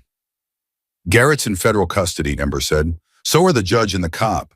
Director Chen said the network was being dismantled. Director Chen of the FBI, she came by earlier, arrested everyone. Hammer's eyebrows rose. The FBI showed up while we were gone. She said if anything happened tonight, they'd be nearby. As if on cue, black SUVs appeared at the end of the street. Not police, FB. Director Chen stepped out of the lead vehicle. Mr. Stone, it seems you've had quite a night. Hammer crossed his arms. You could say that. Snake Morrison and his remaining forces are currently being pursued by federal agents. We've set up roadblocks on every major highway. He won't get far. That's our fight, not yours. It became ours when Morrison crossed state lines to commit arson and murder. Chen looked at the burning building. I counted at least 2 federal crimes just from where I'm standing. We have jurisdiction. And what about us? You going to arrest us too? Chen was quiet for a moment. Mr. Stone, in the past 24 hours, your organization has protected a vulnerable minor from a predator, exposed a network of corruption, and assisted federal authorities in apprehending dangerous criminals. She paused. As far as I'm concerned, you're heroes. That's not what you called us last year. Last year was different. This year, you have given me no reason to pursue charges. She turned to Ember. Miss Hayes, are you injured? Ember shook her head. Good. I have some additional news for you. Chen pulled out a folder. Raymond Garrett waived his right to a trial. He's pleading guilty to all charges. 15 counts of child exploitation, 22 counts of possession of illegal material, 8 counts of bribery. He's looking at 30 years minimum. Ember couldn't breathe. 30 years at minimum. Probably more. He'll die in prison, Miss Hayes, I can promise you that. The world seemed to tilt. Victoria caught her before she fell. Easy, easy. I've got you. He's gone, Ember whispered. He's really gone. He's really gone. For the first time in 3 years, Ember felt the weight lift from her shoulders. She started to cry. Not sad tears, something else. Relief. Freedom, all the things she'd forgotten how to feel. The hours that followed blurred together. Federal agents swarmed the area. Firefighters battled the flames. EMTs treated the wounded. Ember sat on the back of an ambulance, a shock blanket wrapped around her shoulders. Victoria hadn't left her side. What happens now? Victoria looked at the smoking ruins of the forge. We rebuild. Here. Maybe somewhere else. The building was just a building. What mattered was the people inside it. 12 of them died because of me. Victoria's expression sharpened. Don't you dare. If you hadn't saved my life, I'd be dead. If you hadn't warned us about Garrett, he'd still be hurting children. If you hadn't been exactly who you are, none of us would have found out about the corruption in this town. Victoria grabbed her shoulders. Those 12 people died because Snake Morrison is a murderer. Not because of you. Never because of you. But, no buts, you don't get to carry that guilt. I won't let you. Ember's lip trembled. I don't know how to not feel guilty. Then we'll teach you, just like we taught you how to have a family. Hammer appeared beside them. Chen just called. They caught Snake, 20 miles outside of Reno. He tried to shoot his way out. And it didn't work out for him. Victoria's eyes widened. He's dead. He's dead. The news should have felt satisfying, but all Ember felt was emptiness. It over? Hammer sat down beside her. Iron Vipers as an organization. They'll probably scatter. Some might try to regroup, but without Snake, they're nothing. He paused.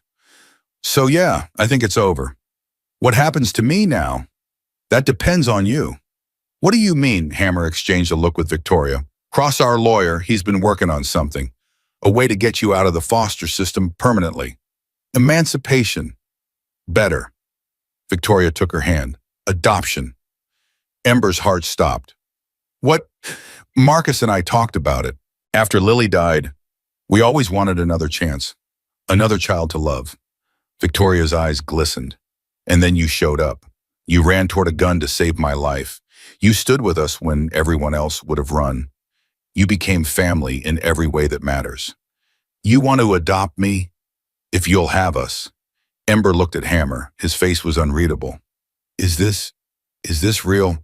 It's real, dude. His voice was gruff. You're a pain in the ass, kid. But you're our pain in the ass if you want to be. Ember's vision blurred with tears. I don't know what to say. Say yes, Victoria whispered. Say yes, and we'll handle the rest. Ember looked at them. This man and woman who had risked everything for her, who had fought for her, who had made her believe she deserved to be loved. Yes, Victoria pulled her into a crushing hug. Welcome home, Ember. For real this time. Hammer put his hand on her shoulder. Welcome to the family, kid. And for the first time in her life, Ember believed it. Dawn was breaking over Iron Ridge. The fire was out. The forge was nothing but smoking ruins. But the people who made it a home were still standing. Hundreds of bikers milled around the street, drinking coffee, talking in low voices, helping the wounded. Ember walked among them. People she didn't know nodded at her, smiled at her. Some shook her hand. Others hugged her. You're the one, an older woman said, the girl who saved Viper. I just did what anyone would do.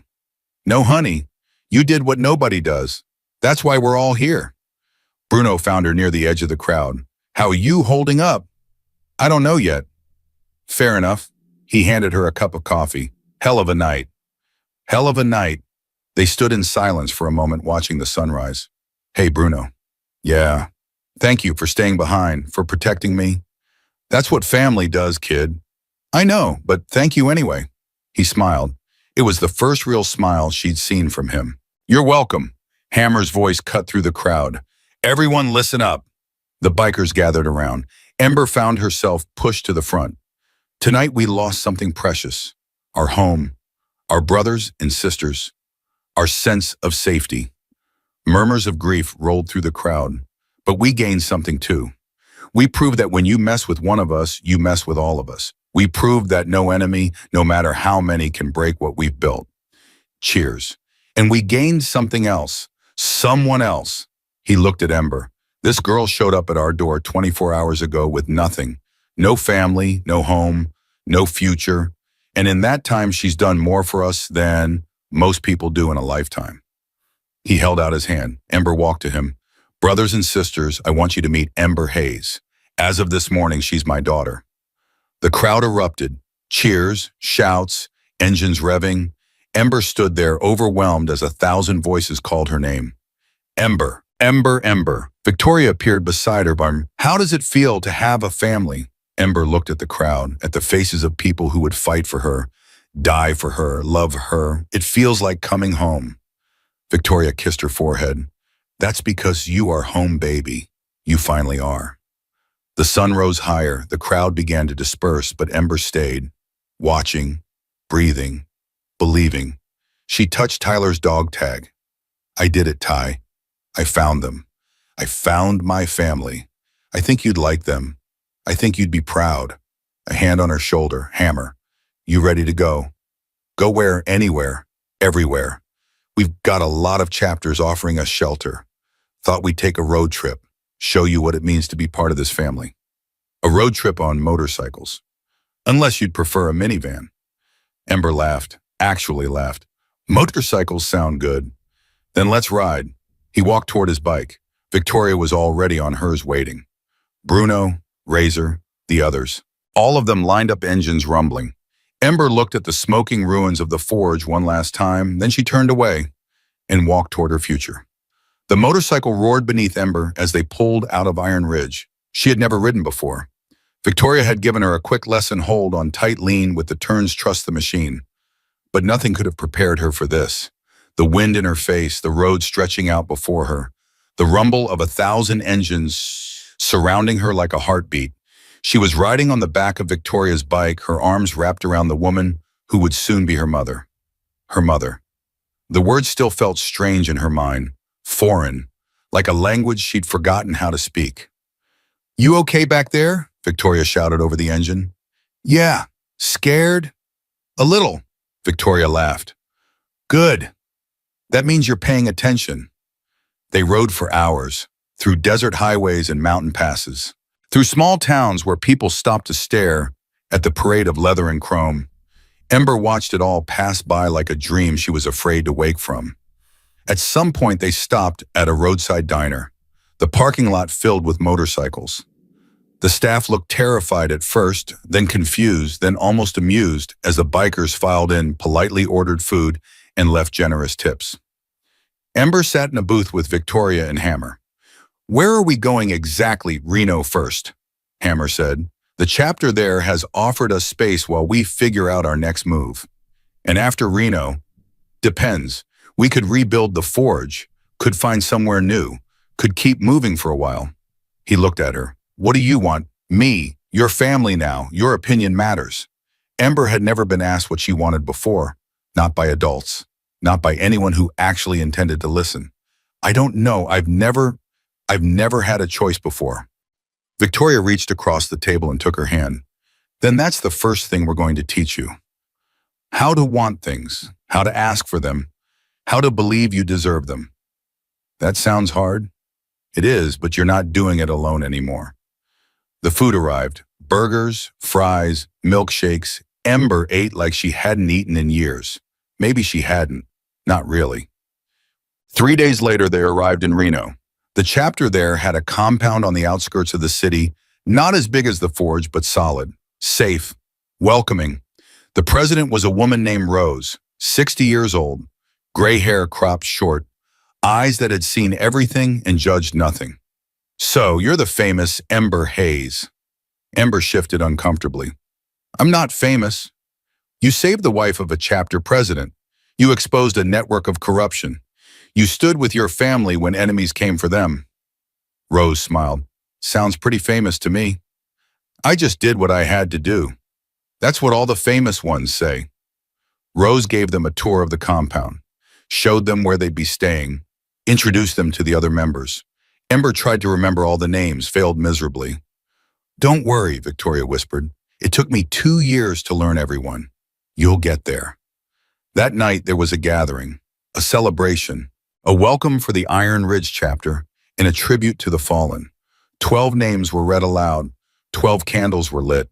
Ember cried. She didn't know any of them. Not really. But they had died protecting her, protecting the family she now belonged to. When the ceremony ended, Bruno found her standing alone by the candles. Rough night. "They died because of me. They died because Snake Morrison was a murderer." "I thought Victoria already explained this to you." "She did, but it's different hearing their names, knowing they had families, children, lives." Bruno was quiet for a moment. "You know why we do what we do, why we ride together, fight together, die together." Ember shook her head. "Because the world is cruel to people like us, outcasts, misfits, people who don't fit in anywhere else. We found each other and we made a promise nobody gets left behind. Nobody faces the darkness alone." "That sounds beautiful." "It is beautiful, and it's also dangerous. Because when you love people that deeply, you'll do anything to protect them, even die." He looked at the candles. Those 12 people knew the risks. They chose to stay behind anyway. Not because they had to, because they wanted to, because protecting you, protecting the family was worth dying for. How do I live with that? You don't just live with it, you live up to it. You become someone worthy of their sacrifice. Ember wiped her eyes. "I don't know if I can." "You already are." Bruno put a hand on her shoulder. "The fact that you're standing here crying for people you barely knew tells me everything I need to know about you." He walked away. Ember stood alone with the candles. 12 flames flickering in the darkness. 12 promises she would carry for the rest of her life. The adoption process took 3 months. Cross handled everything. Paperwork, court appearances, background checks. Ember had expected it to be complicated, to face resistance, obstacles. But Director Chen had been true to her word. The FBI had dismantled Garrett's network so thoroughly that no one in child services dared to question the adoption. "You've got some powerful friends," the social worker said when she came for the final home visit. "I've got family," Ember corrected. The social worker smiled. "That's even better."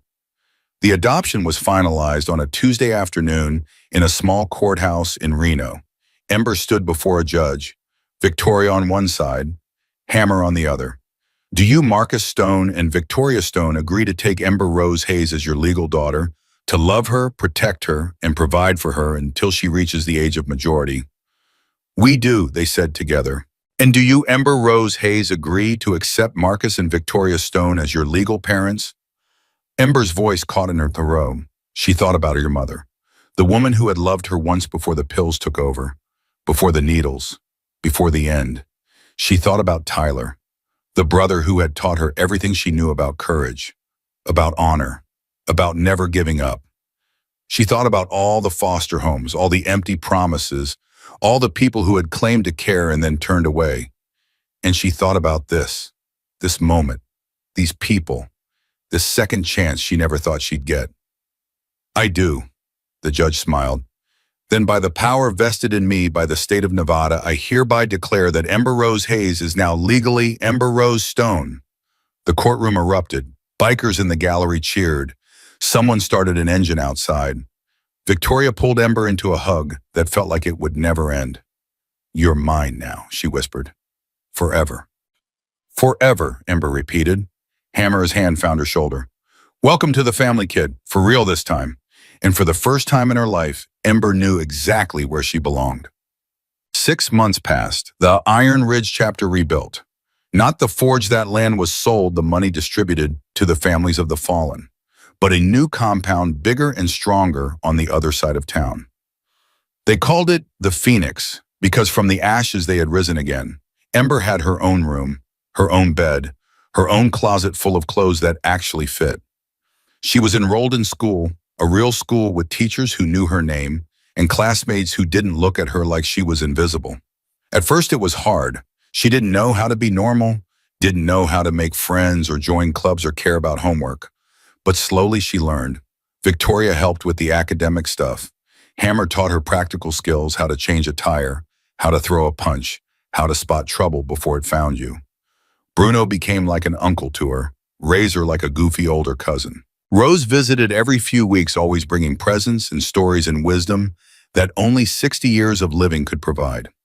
And Director Chen kept in touch, called every month to check on her, made sure the system that had failed her so badly was being reformed. You're a symbol now, Chen told her one afternoon, whether you like it or not.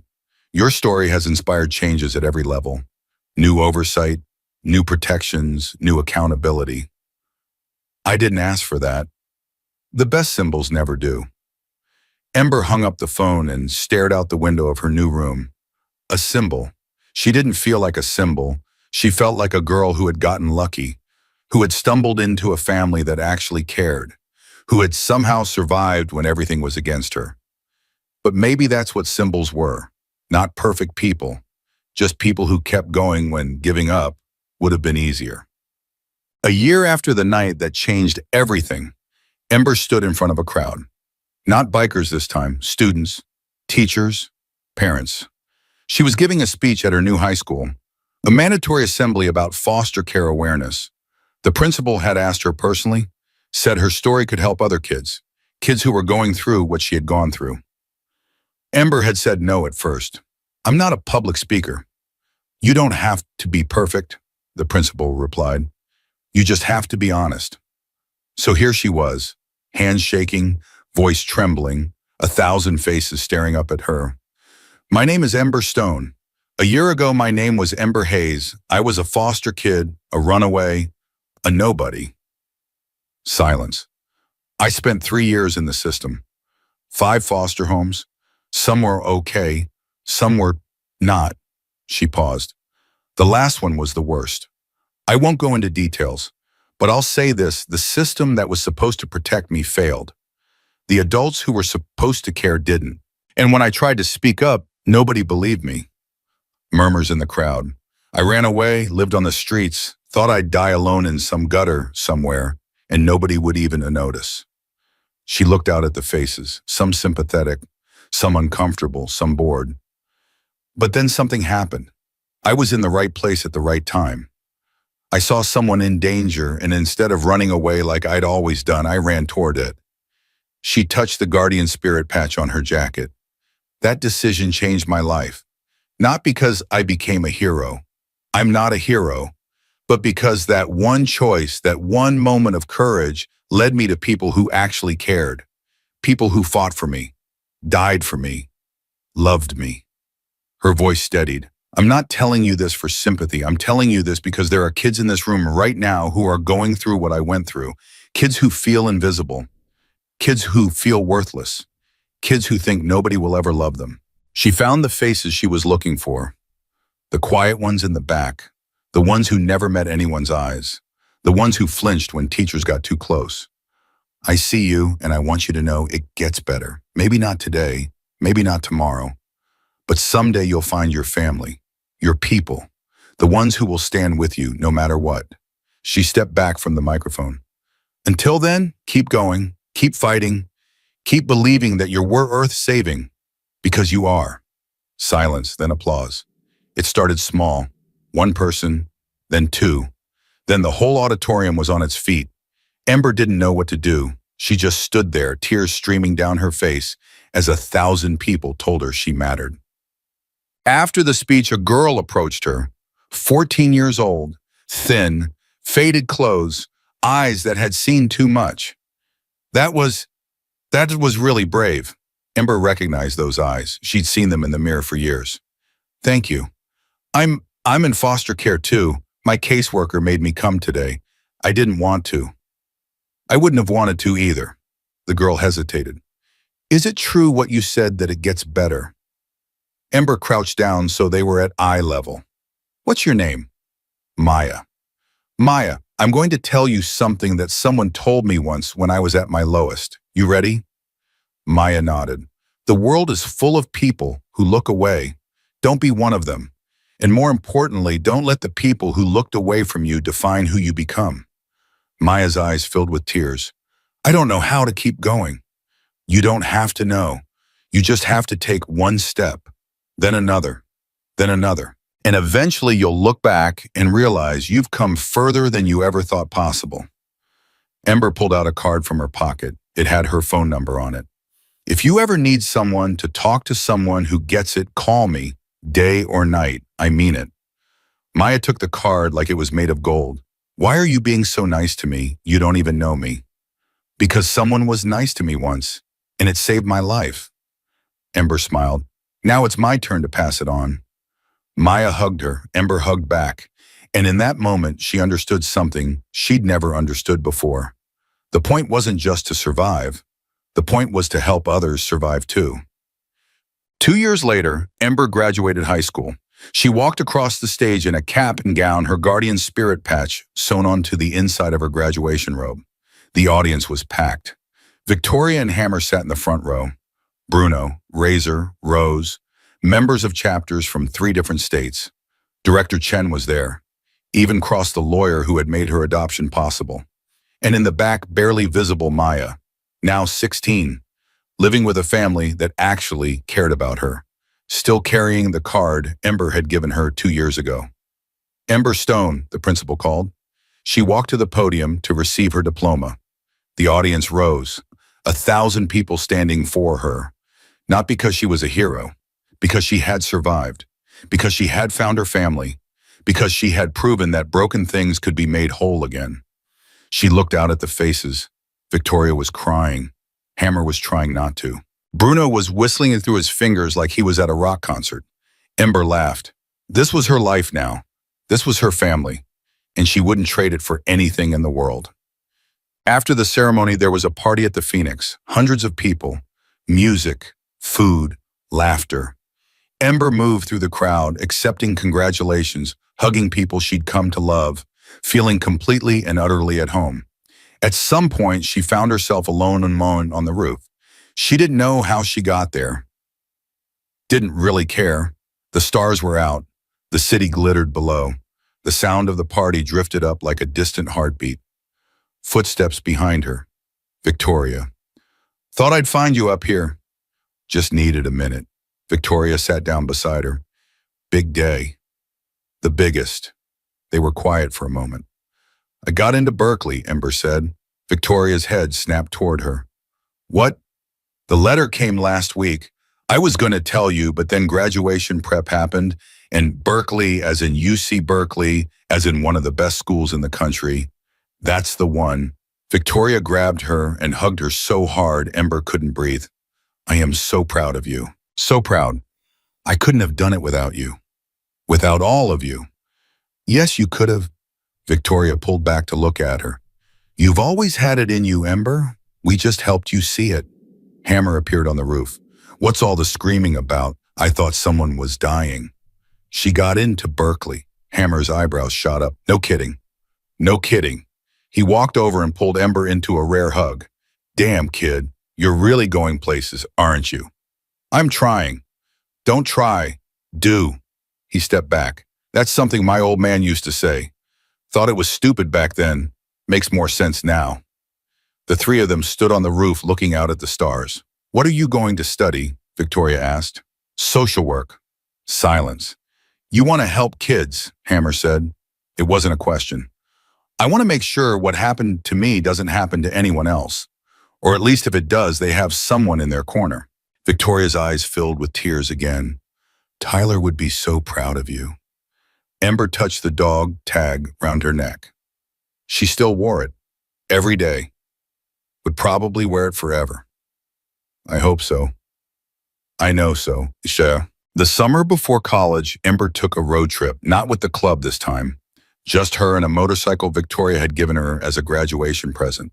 She rode across 3 states, visited the chapters that had helped her, thanked the people who had fought for her, and at the end of her journey, she found herself back in Iron Ridge, the town where it all began. She rode past the site of the old forge, nothing left now but an empty lot and a memorial plaque. She rode past Lucky's Diner, still there, still throwing out food at closing time, and she rode to the railroad overpass where she had once hidden from the world. Ember parked her motorcycle and walked underneath. It looked smaller now, dirtier, sadder. She couldn't believe she had ever lived here. She pulled out a marker from her pocket. On the concrete pillar where she used to sleep, she wrote, "You are not invisible. You are not worthless. You are worth saving. Keep going, ES." Maybe some other kid would find it someday. Maybe it would mean something to them. Maybe it would help them survive long enough to find their own family. Ember stepped back and looked at her words. Then she climbed on her motorcycle and rode away. She didn't look back. 4 years of college passed like a dream. Ember graduated summa cum laude with a degree in social work. She was immediately offered a job with the state in the same system that had failed her so badly. You sure about this? Hammer asked when she told him. Working for the people who let you down. That's exactly why I have to do it, so I can change it from the inside. That's either brilliant or crazy. Probably both. Victoria hugged her. Just promise me you'll take care of yourself. You can't help others if you're running on empty. I promise. And she meant it. Ember's first case was a girl named Sophie, 13 years old, 3 foster homes in 2 years. Currently living with a family that gave her the creeps. The file said nothing was wrong. Ember knew better. She showed up unannounced for a home visit, saw the fear in Sophie's eyes, saw the way she flinched when her foster father walked into the room, saw everything she needed to see. Sophie, can I talk to you alone for a minute? The foster father started to object. Ember cut him off with a look that could have frozen lava. It's standard procedure, I'm sure you understand. She took Sophie to another room, closed the door. Tell me everything. Sophie hesitated. Nobody's going to believe me. They never do. I'll believe you. Ember rolled up her sleeve, revealing a small scar from a cigarette burn she'd gotten at the Garrett's house. Because I've been exactly where you are. Sophie's eyes went wide, and she started talking. By the end of the day, Sophie was in emergency protective custody. By the end of the week, her foster father was in handcuffs. By the end of the month, Sophie was placed with a new family, a real family that actually cared about her. Ember visited her 3 months later. Sophie was smiling, actually smiling.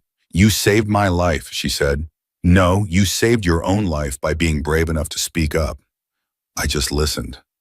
Same thing. Maybe it was. Years passed. Ember rose through the ranks. Caseworker, supervisor, director of child protective services. She reformed the entire system. New training, new oversight, new accountability. She created a network of safe houses for runaways, staffed by people who understood, people who had been there. She started a foundation in Tyler's name, provided scholarships for foster kids who wanted to go to college. She never forgot where she came from, never stopped fighting for the kids who had no one else. So on the 10th anniversary of the night that changed everything, Ember returned to Iron Ridge. A new memorial had been built on the site of the forge, a bronze statue of a phoenix rising from flames, and at its base 12 names, the angels who had died protecting her. Ember laid flowers at the memorial. Victoria stood beside her. Older now, gray in her hair, but still fierce, still unbreakable. Hammer was on her other side, using a cane now but refusing to admit he needed it. Bruno was there, Razor, Rose, dozens of others who had become family over the years. And behind them, hundreds of people Ember had helped. Foster kids who had found real homes, runaways who had found their way back, broken people who had been made whole again. Ember stood before the memorial and spoke. 10 years ago, I was nobody. I was invisible. I was certain I would die alone and forgotten. She touched the dog tag around her neck. But then I met people who saw me, who fought for me, who taught me what family really means. Her voice strengthened. I'm standing here today because of them. Because 12 people gave their lives so that I could have mine. Because 1,000 bikers showed up in the middle of the night to protect a girl they'd never met. Because love, real love, doesn't ask for anything in return. She looked at the crowd. I've spent the last decade trying to live up to that sacrifice, trying to be worthy of the family that chose me. And I've learned something along the way. She paused. Family isn't blood. It isn't paperwork. It isn't even the people you grew up with. Family is the people who show up, the people who fight for you, the people who love you not because they have to, but because they choose to. She turned back to the memorial. To the 12 who died that night, I carry you with me. Every day, in every decision I make, in every kid I save, in every life I touch. You didn't die for nothing. You died for something, for someone. For all the someones I've been able to help because you gave me a chance to live. She placed her hand on the bronze phoenix. Thank you for everything. I'll make you proud. I promise, Wang. The crowd was silent, then someone started clapping. One person, then two, then 100, then 1,000. The sound washed over Ember like a wave, like coming home. Bashto. That night, there was a celebration at the Phoenix. Ember sat in the corner with Victoria and Hammer watching the party unfold. Hell of a speech, Hammer said. I meant every word. I know you did. That's what made it good. Victoria took her hand. Your mother would be proud of you. Your real mother, I mean. Ember smiled. She'd like you too. Both of you. Yeah, she always said the best families were the ones you chose. I think she'd be happy I found you. Victoria squeezed her hand. I think she'd be more than happy. I think she'd be grateful. Hammer cleared his throat. Getting a little mushy over here. Oh, shut up, you're crying. I am not. You absolutely are. It's allergies. Sure it is. Ember laughed. This was her life now. This was her family and she wouldn't trade it for anything. Late that night, Ember found herself alone on the roof of the Phoenix. The same roof where she'd told Victoria about Berkeley all those years ago. The stars were out. The city glittered below. The sound of the party drifted up like a distant heartbeat. She pulled out Tyler's dog tag and held it up to the moonlight. I did it, Ty. Everything you taught me. Everything you believed in. I lived it. The metal was warm in her hand. I found my family. I found my purpose. I became someone you'd be proud of. A tear slid down her cheek. I miss you every day, but I know you're watching. I know you're with me, and I know that wherever you are, you're smiling. She kissed the dog tag and tucked it back under her shirt. Footsteps behind her. She didn't need to turn around. You okay? Victoria's voice. Yeah, just saying goodbye. To Tyler. To who I used to be. Ember turned around. The scared little girl who hid under bridges and thought she didn't matter. She's gone now. Finally, bonding, Victoria walked over and stood beside her. She's not gone. She's just grown up. Maybe. They looked at the stars together. So what's next? Victoria asked. You've reformed child services, started a foundation, saved more kids than I can count. What's the next mountain you are going to climb? Ember smiled. I don't know yet, but I know one thing. What's that? Whatever it is, I won't be doing it alone. Victoria put an arm around her shoulders. No, you won't. They stood in silence for a moment. Then Ember spoke. Hey, Mom. Victoria's breath caught. Ember rarely called on her that, even after all these years. Yeah, baby. Thank you for everything, for seeing me when nobody else did, for fighting for me when I couldn't fight for myself, for being the family I always needed. Victoria's eyes filled with tears.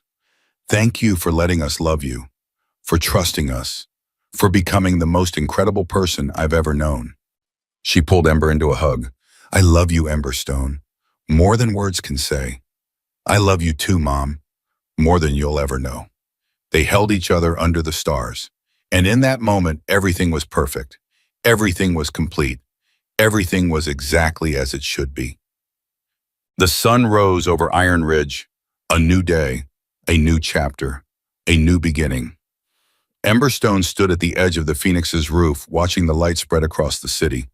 She thought about the girl she used to be, the runaway who slept under bridges and ate from trash cans. She thought about the woman she had become, the fighter, the healer, the protector. She thought about everyone who had helped her along the way, the bikers who became family, the strangers who became friends, the broken people who taught her that wholeness was possible. And she thought about the future, all the kids still out there who needed someone to fight for them, all the invisible ones waiting to be seen. She would find them, she would save them, she would give them what she had been given, a family, a purpose, a home, because that's what you do when you've been saved. You pass it on. Ember touched the guardian spirit patch on her jacket, touched Tyler's dog tag around her neck, touched the ring Victoria and Hammer had given her on her 18th birthday. 3 symbols of everything she had overcome, everything she had become. She took a deep breath, and she smiled. Not because life was perfect, it wasn't, it never would be, but because she had found something more valuable than perfection. She had found her people, her family, her home, and nothing, not pain, not fear, not loss, not time could ever take that away. Ember Stone had been invisible once. Now she was a beacon, a light in the darkness for every lost soul still searching for their way home. And that was enough. That was everything. That was the only ending this story was ever going to have. Because some stories don't end with happily ever after. Some stories end with something better. They end with purpose. They end with meaning. They end with a girl who ran toward the fire and became the spark that lit 1,000 other flames. The world is full of people who look away. Ember Stone was never going to be one of them. Not then, not now, not ever. And that is how a homeless runaway became a legend, not by seeking glory, not by wanting fame, but by simply refusing to look away when everyone else did, by running toward the fire instead of away from it, by choosing love over fear, family over isolation, courage over comfort, and hope, always, always hope over despair. This is the story of Ember Stone, the girl who saved a stranger's life, the girl who found her family, the girl who proved that no one is invisible, that no one is worthless, that everyone is worth saving, including you, especially you. Remember that, because somewhere out there, your family is waiting. And when you find them, everything changes. Everything. Ember Stone was proof, and now so are you.